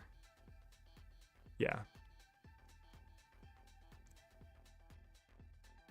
I feel like that's a little bit better, right? At least it leaves some more space here. Yeah, I think that works. Okay, Hawkeye. Back to Hawkeye. Yeah, so my initial response was to put it in B tier. So I may actually put it at the top of C. I think Hawkeye's really good. I think him and Kate's relationship is freaking awesome. I think Haley Steinfeld is great in it. Echo is a fun character to be introduced to. We'll get to her show later on. But she was a fun character to meet and get introduced to. The stuff with Yelena is awesome. Kingpin being the villain of the series kind of at the end was super cool, and like Kate's mom being involved with like working with him, I thought that was fun. It's just a fun like Christmas series. It's not super high stakes. It's kind of a smaller scale thing, but it's a good time, and I think it's worth watching. Like I might watch it this December, this Christmas, just to get in the Christmas spirit. But yeah, it's a fun one. I think Hawkeye is really good. All right, here we go. The big one. Here's another shot at one of the best movies in the MCU here. Another contender. Spider-Man No Way Home. This movie did it all. It brought back all the villains from the previous Spider-Man films. It brought back Tobey Maguire and Andrew Garfield in their Spidey suits. It assembled all three Spideys together. We entered the Spider-Verse. Damn, what a movie. This one's so good. I mean, I'm not even gonna like question it. I'm putting this up. I'm gonna put it here. I'm gonna put it top S with Guardians. I'm gonna put it above Civil War. That may be some recency bias. That may be some Spider-Man bias, but I don't really care. Spider-Man is my favorite character, one of my favorite fictional characters of all time, and this movie nailed it. Willem Dafoe is awesome in it. Alfred Molina is awesome. I think this movie really matures Tom's Spider-Man and brings him to like another level. Like I know that each movie is kind of like about him becoming Spider-Man, but this is the one where he like fully becomes Spider-Man. His origin story is complete. He gets the "with great power, with great comes great responsibility" line from Aunt May this time, as opposed to Uncle Ben, as she gets like killed by his Green Goblin's glider pumpkin bomb. That was crazy.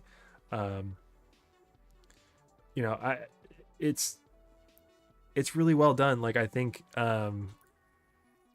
I think on a rewatch now, there's some cheesy moments for sure. Like when Toby and Andrew come through, like they pause kind of for the applause in the theater before they say anything. It's kind of like lame, but I think the way they brought them in was way better than having it just be like an Avengers Endgame level thing where like Tom is struggling against all five and then the two Spider-Men swing in and save the day. I think him like getting to learn from them and build with them, like the tech and everything. I think that was super cool. I think the whole like the second and third act, like including them, was super fun and really well done. And I think it what's the word, subverted expectations in that way. And they nailed it. All three of them are awesome together. It's nobody thought they'd actually do it, and they did. They brought back Toby and Andrew. Yeah, and it's just a great story for Thomas Peter. He learns a lot in this one, and he really like grows up a lot. And at the end of the movie, he's back to square one. He's pure Spider-Man. He's on his own. He's in an apartment. He's working on his GED. He's all alone. Nobody knows who he is. It's just him and his spandex suit fighting crime, and it's awesome. It's really sick. All right. Next up, we've got another show here in the MCU. Not one of the best by any means. That is Moon Knight. I did some videos on Moon Knight on the channel a couple years ago as this was airing, and honestly, after thinking about it some more, this show is not that great.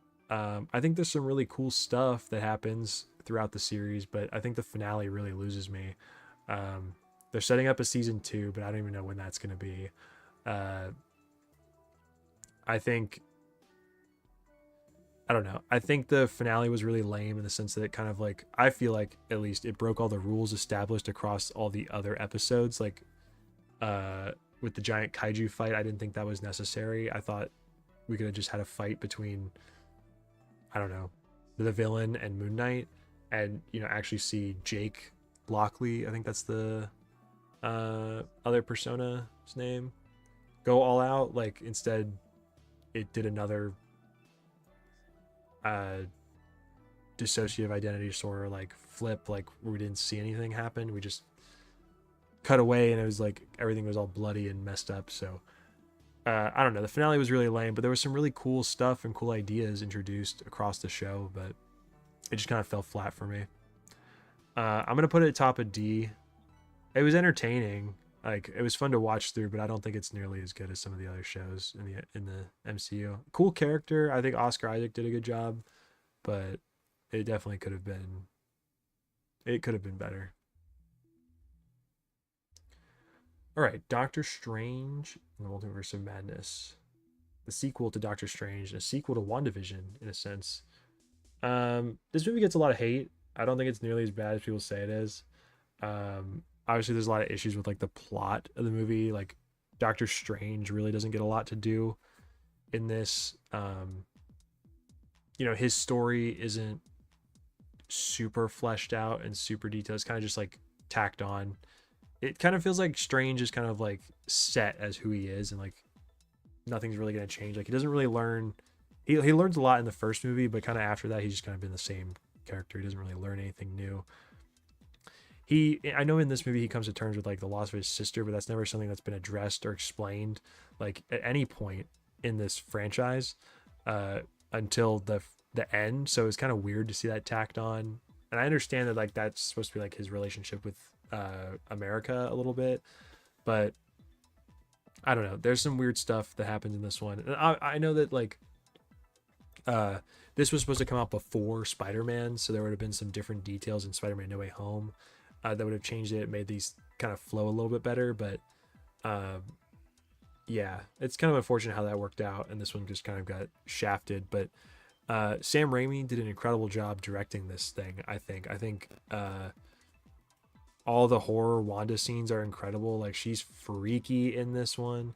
Let's see. Strange really should have gone through more universes. Yeah, in a movie titled Multiverse of Madness, you'd imagine there'd be a few more universes that get explored, but I don't really care too much about that. Obviously at the core, the story was about Wanda and America and Strange, but maybe maybe have a couple extra scenes in another universe or something, like after taking down the Illuminati or whatever, like maybe jump to another universe. I don't know. Maybe some more variants of Strange, like kind of interacting would have been cool. Just something to kind of give us a little bit more multiverse, I feel like. All I'm gonna throw this one in bottom B.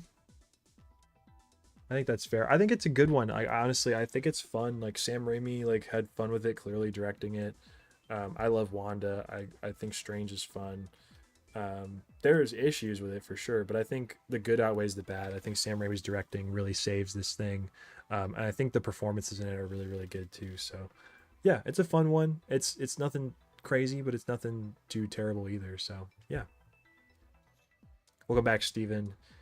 Steven asked, "Do you ever talk to McJuggernuggets anymore?" No, I haven't talked to McJuggernuggets since the year that I left the house. So, yeah, he blocked me on Twitter a couple years ago during the whole Swift fiasco, and that's the last time we interacted. So I don't see any interactions happening anytime soon either. It's kind of over and done with, that whole saga. So yeah.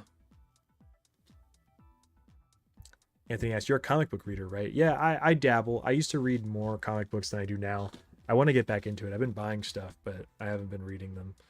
I need to get back into it. This is kind of where I get most of my comic book stuff from, and then I usually read up on the versions of the comics, so I have like kind of an idea of what is being adapted.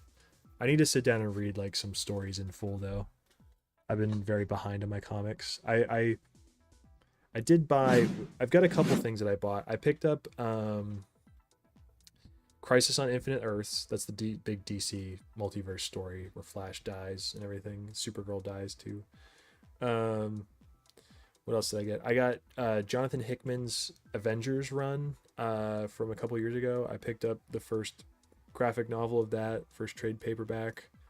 What else did I pick up? I have Craven's Last Hunt. I bought that a while ago. I haven't really sat and read through that though. I got a few things to read through. I picked up, I also got Cosmic Ghost Rider, the first trade paperback of that. That's the one, it's like an alternate universe where the Punisher gets powered with the Spirit of Vengeance from Ghost Rider and the Power Cosmic as a Herald of Galactus, and he goes back in time to kill Thanos before he like does the snap and everything, but then he can't do it and he raises Thanos as his own, and Thanos becomes the Punisher. So Thanos is wearing like the black tee with the skull on it and everything. It's really cool actually. It's just like nonsense, but it's fun. I don't know. Do you know what kind of power Strange now has with his third eye? To be honest, I don't know. I'd imagine it's some sort of like all-seeing eye or whatever, lets him do something with his magic. Obviously part of it probably involves like being corrupted by the Darkhold and stuff because he had to use that. So I'm sure that came with it, because the other Strange had the third eye as well, the evil one that he fights. But I don't know. What's up, Dinky Malinky? Welcome to the stream. I like your name. I'm doing well. How are you? Sorry to hear that. Love your vlogs and live streams though. Thank you, man. Thanks. Appreciate that. Yeah. More vlogs hopefully coming soon. Live streams are pretty regular now. I'm trying to be consistent with these as much as possible. They're kind of like, I've been saying this every stream, but they're kind of a way to like bridge the gap of time between vlogs, because it's lately it's been tough to get videos out, but it's kind of easy to just kind of turn this on and stream and hang out with you guys. So at least it's some sort of content that I can give you guys, and I'm having fun doing it. So yeah.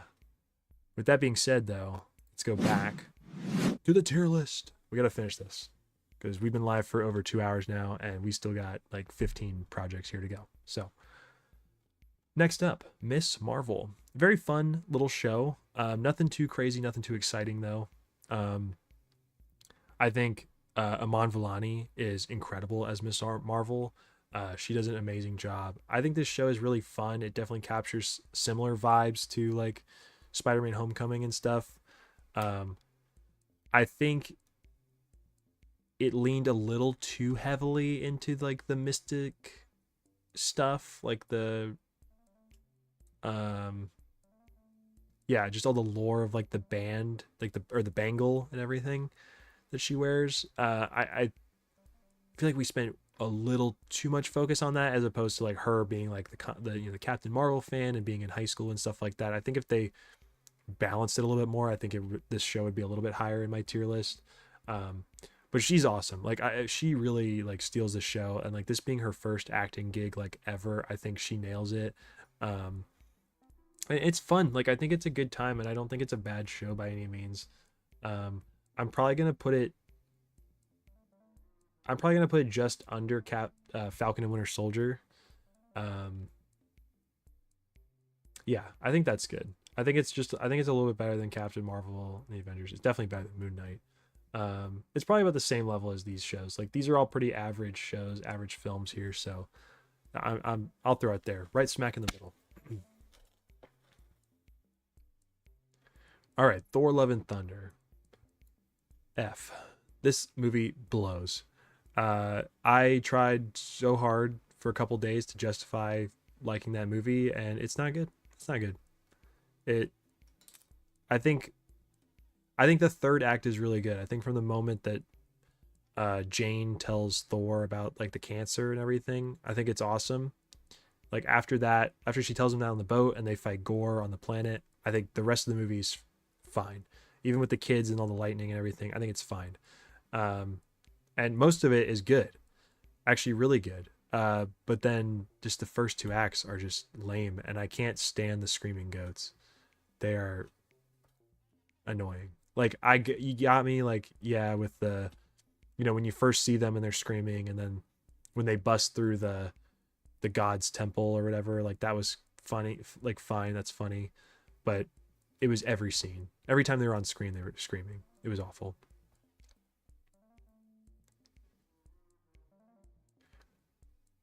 I hated that they made Thor into some sort of idiot who doesn't really take anything seriously, and Gore was a wasted character. Yeah, I kind of agree. I think there's a lot more they could have done with Gore. I would have liked to see Gore like attack the base of the gods and like actually kill a few gods, because we just kind of follow his path of gods that are dead.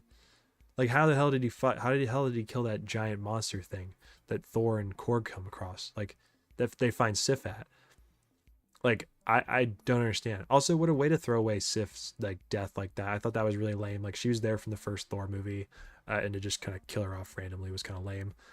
Same with the other Warriors, three. Like the Thor characters really got shafted in that movie, and in favor of like some of the new ones, which is weird because that whole movie's about Jane and Natalie Portman. So you would think they'd put a little bit more respect on some of the older characters, but I guess not. I mean, friggin' Loki got a better cameo from Lady Sif than Thor and Love and Thunder did.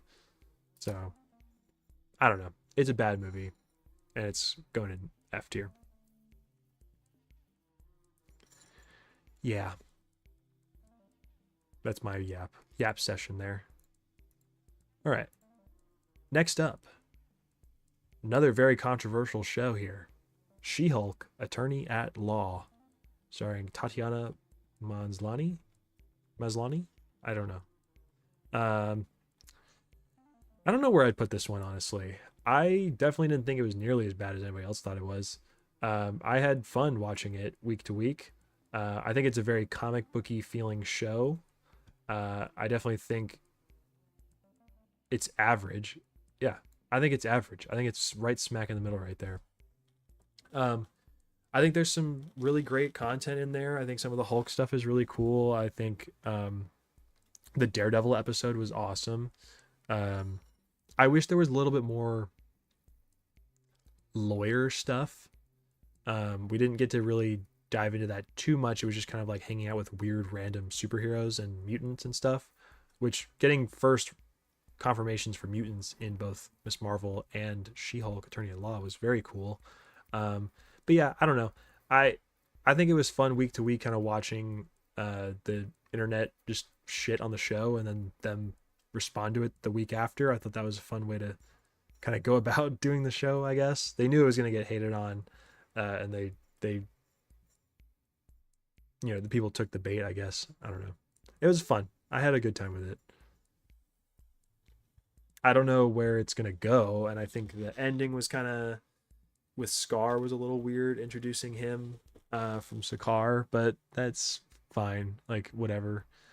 We'll see where it goes. I there's rumors of a Planet Hulk movie or World War Hulk movie or something like that coming out. I don't know when that'll freaking happen, but that I guess that'll get touched on there. I don't know.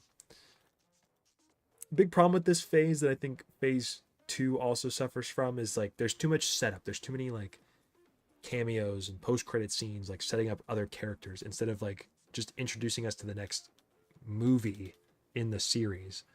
It's more so taking all these characters and turning them into their different franchises, which is fine. It's just they got to balance. There's a balancing act to this. I feel like Thor: Love and Thunder introduced Hercules, uh, Miss Marvel doing the mutants thing, which the Marvels did follow up on, I guess, a little bit too, with the X-Men stuff. Um, but yeah, there's just a lot of like all these shows just like setting up so many things like and not delivering on any of them yet.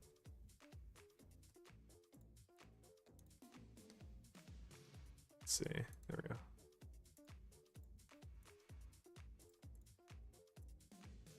Okay.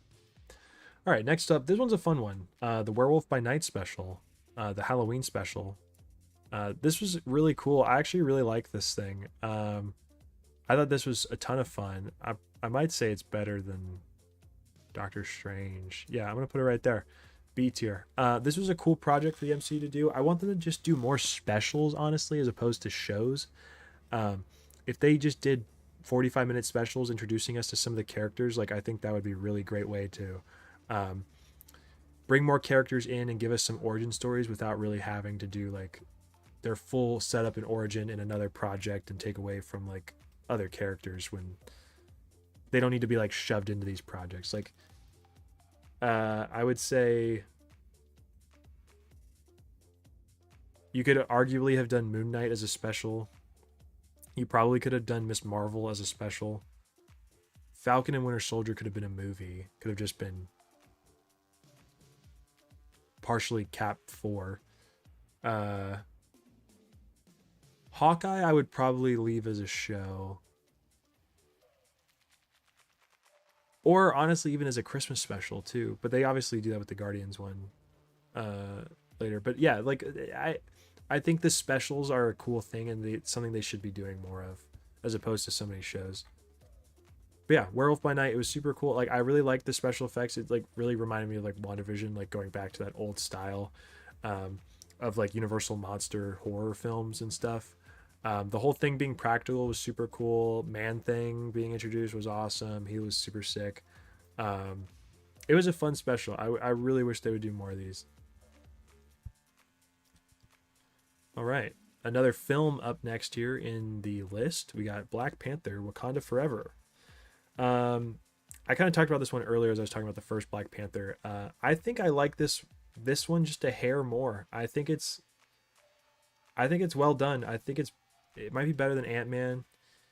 Um, yeah, I think it's really well done. I think this movie um it's hard to judge this movie on what it could have been. Obviously, like the circumstances around the film are so drastic, and you know, Chadwick Boseman's passing like was not obviously wasn't planned or anything like that. So they really had to work around how they wanted to continue this specific franchise and this character, and I think they did the best that they could have done.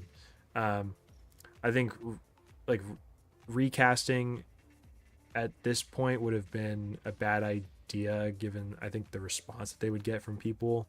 I'm not totally anti recast. I think it's important for the story of the character to continue, but um, you know, yeah, I think they really nailed this. I just think they nailed the subject matter like really appropriately, and just handled everything really well. I think Shuri is cool. She's a fun lead for this one.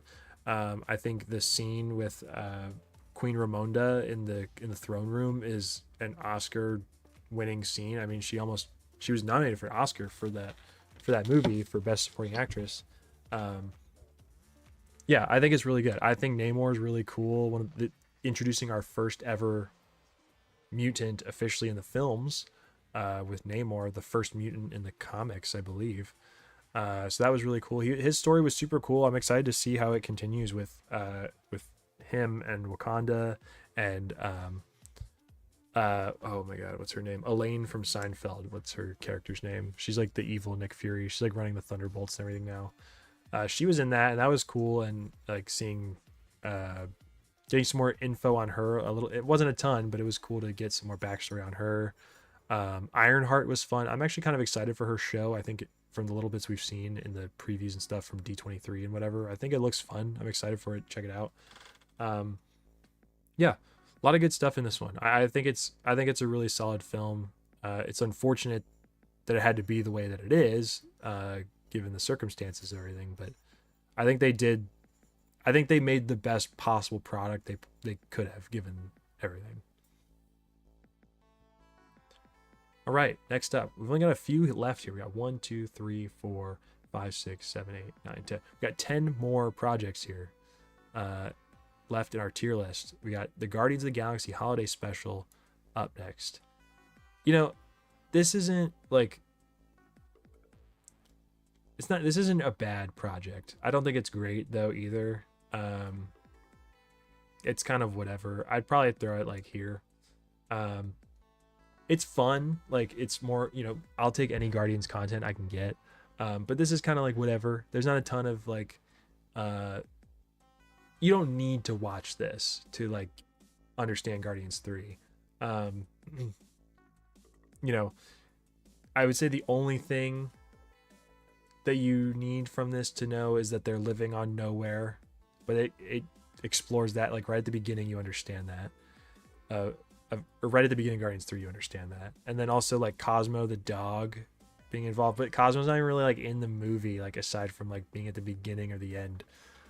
So there's, it's fine. Like it's silly. Like it's nothing to take too seriously. It's just more Guardians fun. Drax and Mantis, doing what they do. I don't know.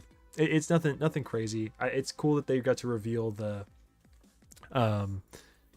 Mantis being Star-Lord's sister in this. I thought that was kind of a fun way to reveal it, like in the holiday Christmas time thing. I thought that was kind of cool. But yeah, it's nothing special, but it's not bad either. It's a fun watch every Christmas. So yeah, throw it in C. Ant-Man and the Wasp: Quantumania. I'm gonna put it just a point higher than Iron Man 3. This movie sucks. Which is unfortunate because there's some material in it that I actually really like. I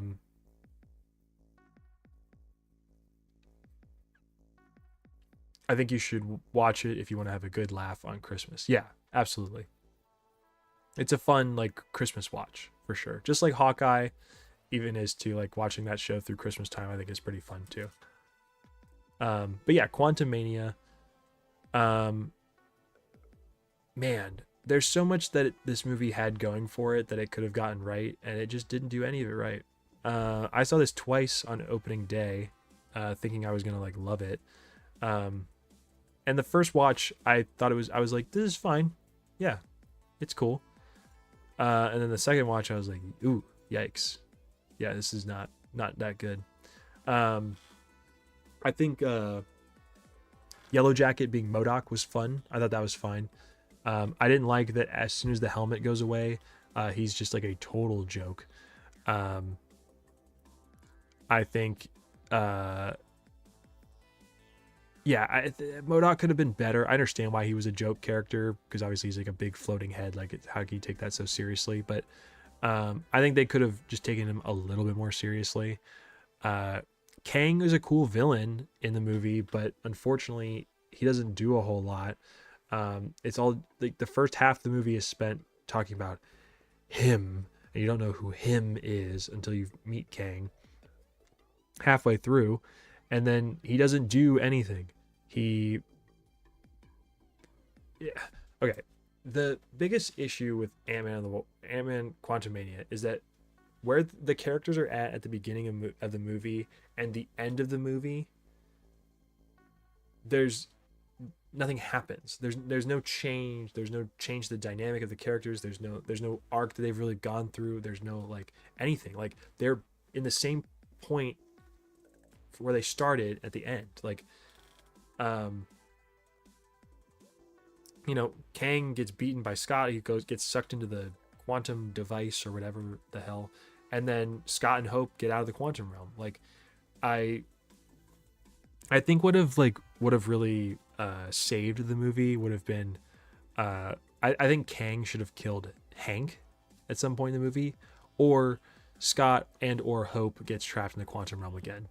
I know that would be like kind of lame given that they did that at the end of Infinity War, but I think it'd allow for some stakes to at least be had in Quantumania instead of Kang to be like kind of a villain. Like, I know he obviously doesn't die at the end of Quantumania. He would have come back later on, and I really thought he was cool. Like, I really liked Kang's performance. I thought he was a great character. Jonathan Majors, you know, aside from all the domestic abuse and everything that he is on trial for, but I thought he was a great actor. I thought Kang was awesome. His performance in the first season of Loki is freaking incredible, and even in the second season too, which we'll get to here. I was talking about that it didn't split up the seasons. I'm gonna save the Loki stuff for season 2. Yeah, I thought Kang was cool. I think those post-credit scenes are unfortunately going to be wasted now, and Kang as a whole has just gone down the shitter, which really sucks for that character because I was kind of excited for Kang Dynasty and Secret Wars, but now it's fucking Doomsday for whatever reason. So we'll see how it goes. I don't know. It's unfortunate that this movie kind of was the catalyst for that. Yeah, this movie blows.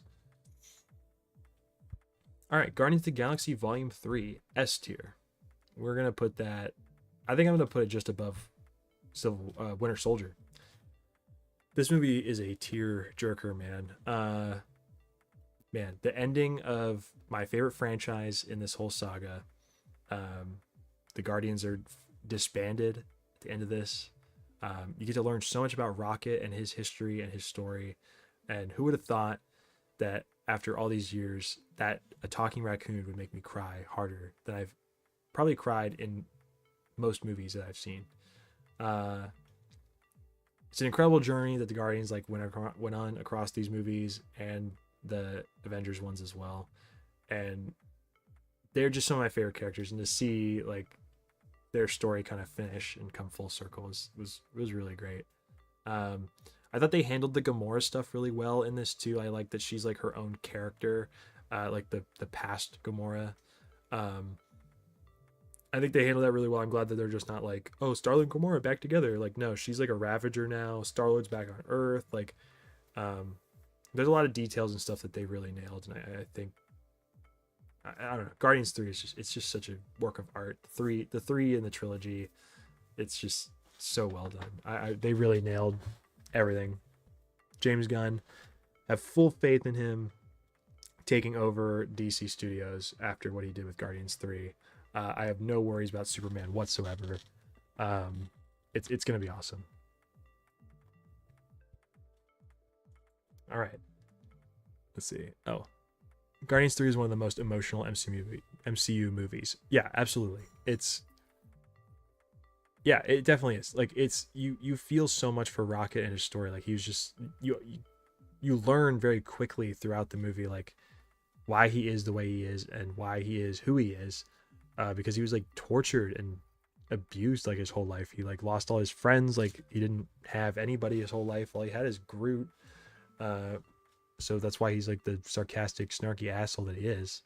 But you know, they come to love him for it. And you learn like just seeing all his whole backstory, like, and everything is just so sad. And like him finally getting his revenge on the, oh my god, what's the character's name? Oh, what's the villain's name at the end of Guardians 3? Or not at the end of Guardians 3. What's the villain's name in Guardians 3? Oh my god. The High Evolutionary. That's what it's called. Yeah. Yeah, he finally gets his revenge on the High Evolutionary. It's sick, dude. It's so well done. It's a great film and a great trilogy, and it leaves the door open for more. So I'm excited to see where else they take the Guardians and future installments and stuff. So it'll be cool. All right, Secret Invasion poop worst. That is the worst project in the MCU by a long shot. Um, what wasted potential, man? Secret Invasion wasted fucking potential. I would have honestly preferred, instead of this shitty TV series, that they do the scrolls as kind of like phase 4. Like after Thanos snaps his fingers, scrolls kind of start infiltrating the world. It was the perfect setup for it. They could start infiltrating, kind of taking over people's lives of those who were snapped. And then we spent all phase 4 kind of dealing with like different scroll things. Like there was a scroll in WandaVision. There were scrolls set up at the end of Far From Home. There were scrolls set up. But Sharon Carter should have been a scroll at the end of Falcon and Winter Soldier. Like we've had scrolls like all throughout phase 4, and then nothing happened. Like we could have had like Secret Invasion be Avengers 4, Avengers Secret Invasion, where we assemble the Avengers to take down the infiltrating scrolls and potentially a super scroll or something like that. That would have been sick. But instead, they made this shitty TV show and killed off Talos and Maria Hill for no fucking reason. And just the whole thing was a joke. Like I just don't like it's awful. It's lame.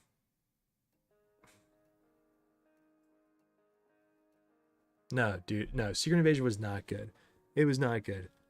I it really could have been way better. I think like yeah, I think the scroll thing should have just been something that was like kind of building in the background that assembled to an Avengers movie. I don't think it should have been this shitty show. Like and like them teasing like, oh, an Avenger is gonna be a scroll. It's like, well, no shit, it's Rhodey. He's the only Avenger in the show, and he's the only one that being a scroll all this time isn't drastically changing anything that's been set up in the MCU like this whole time.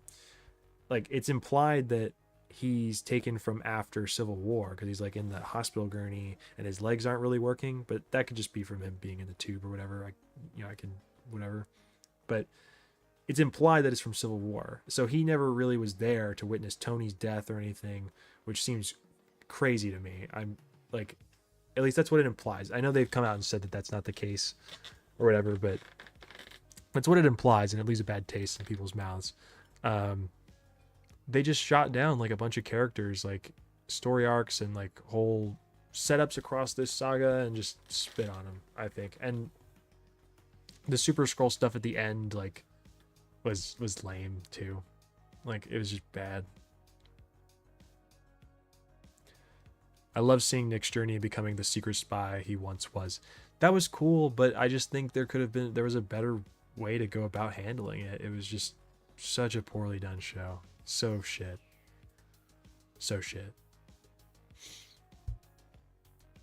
All right, next up, arguably the best show in the MCU, and I'm gonna drag this all the way up to S tier, and I'm gonna throw it right in front of Avengers Endgame. I think Loki.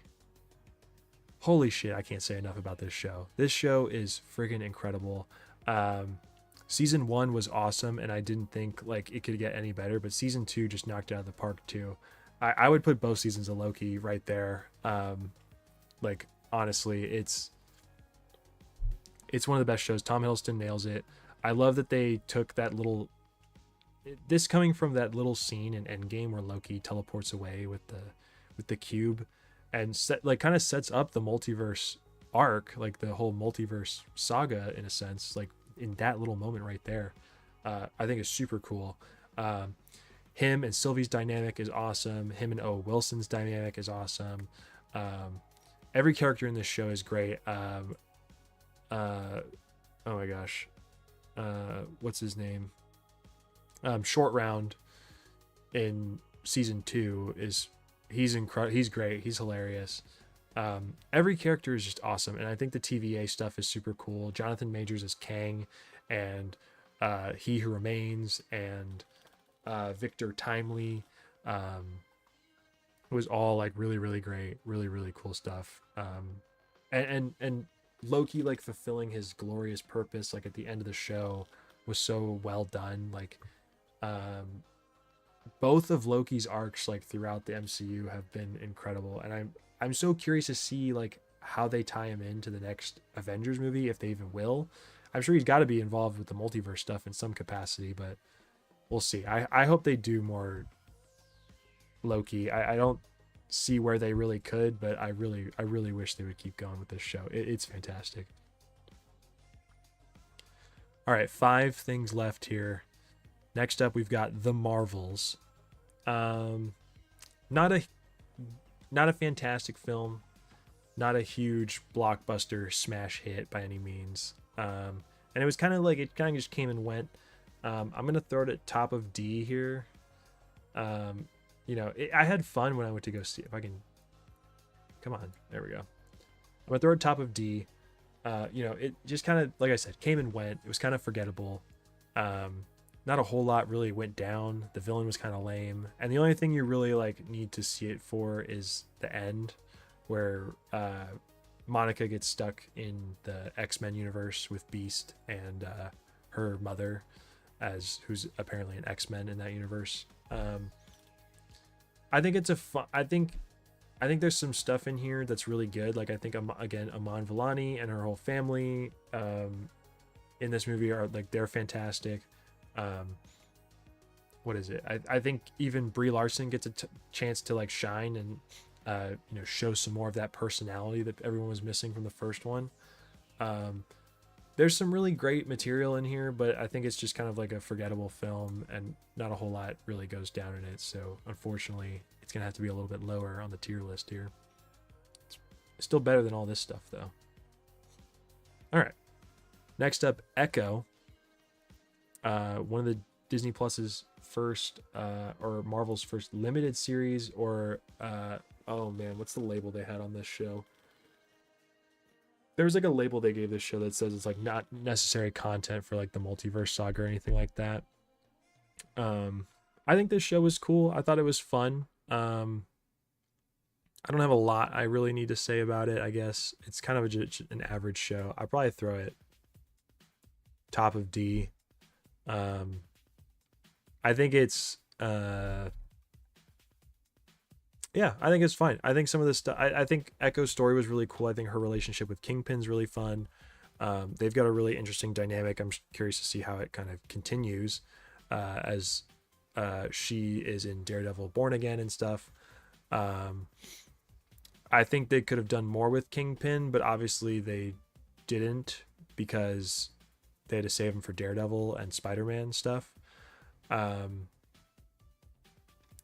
What else? Yeah, honestly, I actually might bring it down one. I think it's a good show, but I think it suffers from the fact that her story her story had to get shafted for the sake of Daredevil and like Spider-Man stuff coming in the future. Like I think if they just did her like Echo's kind of story throughout Daredevil Born Again, I think that would have been a better way to do it, instead of having her get her own show, her own series. But that's just me. I still really enjoyed it. I still enjoyed watching week to week, or not week to week. They dropped it all at once. I had fun watching it. I just wish there was a little bit more from it, or if maybe this story, the better stuff was saved for like Daredevil or something like that, where it would kind of tie in a little bit more. All right, we're kind of speeding through these final few here. We got What If. What If is kind of interesting. I would honestly probably throw it top of D as well. I keep pushing everything back on D. There was some really cool stuff in What If. I really liked season 1. Season 2 was not as good. I'm curious to see how season 3 is. I would put season 1 probably a tier higher than season 2. But as a whole series, I probably top of D. I just think the other MCU content's better. And just a lot of wasted potential with What If. I think there's some better concepts that they could have done and could have handled in the series, as opposed to just like, oh, what if Ant-Man was a bad guy? It's like, well, what are we doing here? Infinite possibilities. They say that at the beginning of every episode, and they're just like, what if Storm could lift Thor's hammer? Whoa, it looks cool. What if Captain Carter wore every Marvel piece of memorabilia ever? I don't know. I think like I think the story and like the ideas behind it make sense and they're cool. And I think I like how they tie everything in together, like at the end of each season. I think that's kind of cool. But I don't know. I think there's just better ideas they could do. I'm excited for Marvel Zombies. I think that'll be fun. I think that's a cool like spin-off off of What If. That'll be cool. It kind of seems where they're putting their that seems to be where they're putting their focus after What If season 3. But yeah, I hope they do What If the other half of the universe got snapped. That's what everybody's asking for. I don't know why they don't do that one. That makes so much sense to do, and it would be such a fun episode. Like, I know it would be kind of similar to the Marvel Zombies one in a sense, but like, I think that would be sick. I think they should totally do What If the other half got snapped. I don't know why they're not doing it. But yeah, that's my What If rant, I guess. All right, we got one movie left and then one final show. We have this year's releases.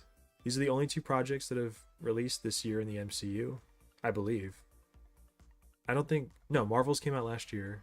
Echo was last year. Yeah, so these are the only two projects in the MCU from this year.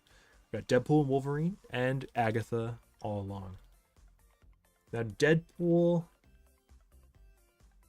I'm probably going to put bottom of A. I think they nailed this one. I think they had a ton of fun with this one. You can clearly tell, like, Ryan and Hugh had a great time shooting this. This movie was full of laughs, full of goofs, full of surprises. You know, we got what is it? We got Chris Evans returning as Human Torch. I almost said Captain America there. You got the original Sabretooth coming back. They had Blade, Jennifer Garner's Elektra. Channing Tatum's Gambit was fun. You know, this movie, like, kind of continuing the multiverse thing made so much sense. I thought it was him, you know, Deadpool interacting with the TVA was a great way to bring him over into the MCU. It was awesome to see Hugh Jackman back in the yellow and blue suits finally, and he got to wear the mask. Super sick. This is something that people have been asking for a long time, and they finally got to do it, which is super sick. I would actually,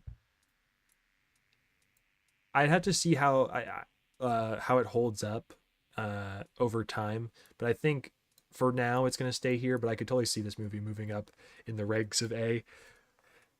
Oh, excuse me. Yeah, I love seeing Deadpool and Wolverines interacting with each other. Yeah, it was awesome. All the different Deadpools were super cool. All the different Wolverines that we got to see were super sick. Henry Cavill came over to the MCU. He got to be Wolverine in the scene. That was freaking awesome. Anthony says, I do wish they added Nicolas Cage's Ghost Rider, though. Apparently there were talks and plans for that, but they couldn't get it to come about, which is honestly fine. It would have been cool to have Ghost Rider in there, but honestly, the movie was fine without him, too. They really nailed it with this one. The Deadpool movies are always so great. Ryan Reynolds has come out and said that this one's not necessarily like the third Deadpool movie. It's called Deadpool and Wolverine for a reason. So there may be a third Deadpool movie on the horizon. We don't know. But yeah, they really nailed it with this one, and I'm happy to see Deadpool and potentially Hugh Jackman back in the MCU now. We are welcoming them with open arms for sure. All right. It's down to the final show and the most recent project that is concluded in the MCU. Time for Agatha All Along. I had fun with this. I don't think it's nearly as good as WandaVision.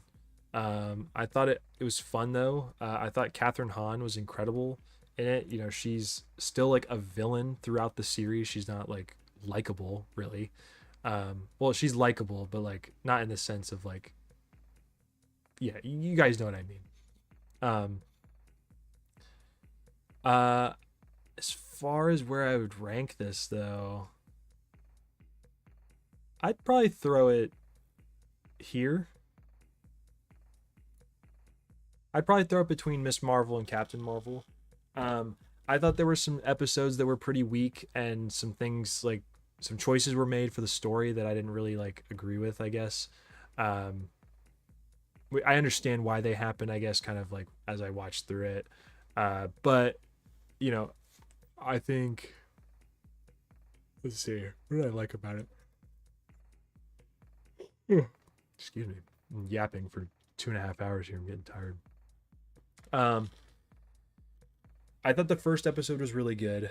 I thought the way they introduced the whole series, kind of feeling like another WandaVision episode, was really fun. Kind of giving Agatha the like detective cop show kind of feel was fun.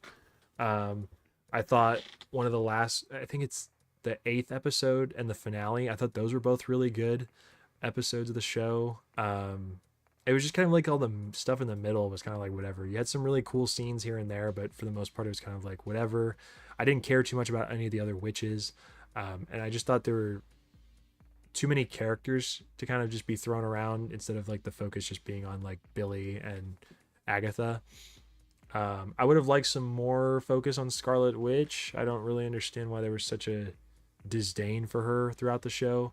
Um, but I thought it was cool. I thought they handled the this being a successor to WandaVision was good. I think it was a solid continuation of that show and that feel. And I'm curious to see where they go next with Billy's character and Agatha's character, and all the young Avengers they've been setting up across all the shows. Hopefully that means we get. I would honestly rather just see Young Avengers as a TV show instead of a movie, but that's just me.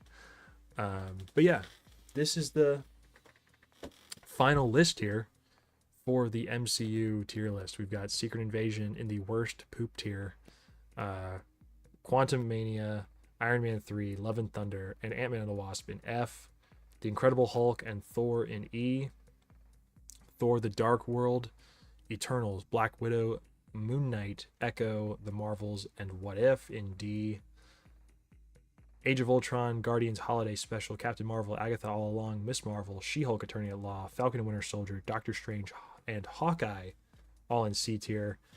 And then Multiverse of Madness, Werewolf by Night, Captain America, The First Avenger, Spider-Man Far From Home, Black Panther, Ant-Man, Wakanda Forever, and Shang-Chi in B tier. Deadpool, Wolverine, Iron Man, Thor Ragnarok, Iron Man 2, Spider-Man Homecoming, The Avengers, and Guardians of the Galaxy Volume 2 in A tier. WandaVision, Avengers Endgame, Loki, Captain America the Winter Soldier, Guardians 3, Civil War, No Way Home, and the first Guardians of the Galaxy in S, and then of course the best MCU movie of all time, Avengers Infinity War. All right, well, that is our full list here of MCU projects, MCU films, MCU TV series. Anthony says, I feel like the Netflix Marvel shows should be on this list. Yeah, they probably should be. I don't know why they're not included in this. Or Agents of S.H.I.E.L.D. That's not included in this either. Agents of S.H.I.E.L.D. I'd probably put down. Okay, I only watched the first season of it. I would put that in E tier. I heard it gets way better as it goes on, though. So, maybe the other seasons would be in higher tiers. I'd probably throw Daredevil in. I'd throw Daredevil in A, top of A or S tier. Honestly, probably an S tier. Let's see. Jessica Jones, I'd probably throw an A. Luke Cage, I'd throw maybe bottom B. Iron Fist, I'd throw probably bottom C. And Punisher, I actually haven't watched, but I've heard that's good. So based on what I know, top of B, bottom A. But yeah, that is. Oh, and Defenders. Defenders, I'd probably throw probably bottom B, top of C. Yeah, that is the full MCU tier list there with the few Netflix additions added there real quick. Thank you guys for tuning in and hanging out here with me. I'm probably going to call it here, but this is quite the stream. We've been live for 2 hours and 45 minutes just talking about Marvel movies. I want to do more tier list streams like this. I think it'd be kind of fun. I want to do one for the DC EU, and I might do that one and then do like a Batman movie one after that. I also want to do a stream do a tier list thing doing the X-Men movies, and maybe we can do like an X-Men and Spider-Man tier list or something like that. I want to do a few different ones. A Star Wars one would be cool. Star Wars movie and show tier list. That'd be fun to do. Got a bunch of ideas for these. These are kind of fun yap sessions for me. And kind of lets you in on my thoughts on my hobbies and my interests and stuff. So I think it's cool to include you guys in on that stuff. We don't really get to touch on that too much in the vlogs. So That's kind of why we're doing it here on the stream. So yeah, with all that being said, thank you guys for tuning into the stream. I really appreciate having y'all here. This has been a pretty dope time. And as always, make sure to check out the memberships if you haven't already. They're $1.99. You can subscribe, become a member, get access to behind the scenes content, access to new videos early. You get a little emoji in the chat, which we'll send again. There we go. Little reverse Josh emoji there in the chat for you. And a couple other perks we're working on coming soon. I'm going to shout you guys out as well. We got 3 members currently. We've got Octo, Livy, Yeet Loops, and Flash Gordon Karaoke. So thank you guys for tuning in and being members. I appreciate having y'all here. More stuff coming soon. I'm going to stream sometime next week. I don't know if I'm going to stream on Thanksgiving Day. That may be tough, but I'll probably stream Black Friday the day after. But we'll figure it out. We'll see. I may stream on Thanksgiving. I don't know yet. But yeah. Thank you guys for tuning in. As always, I'll see you next time. And I'm going to turn up this music now and get out of here. So peace out, home slices. We'll see you next time.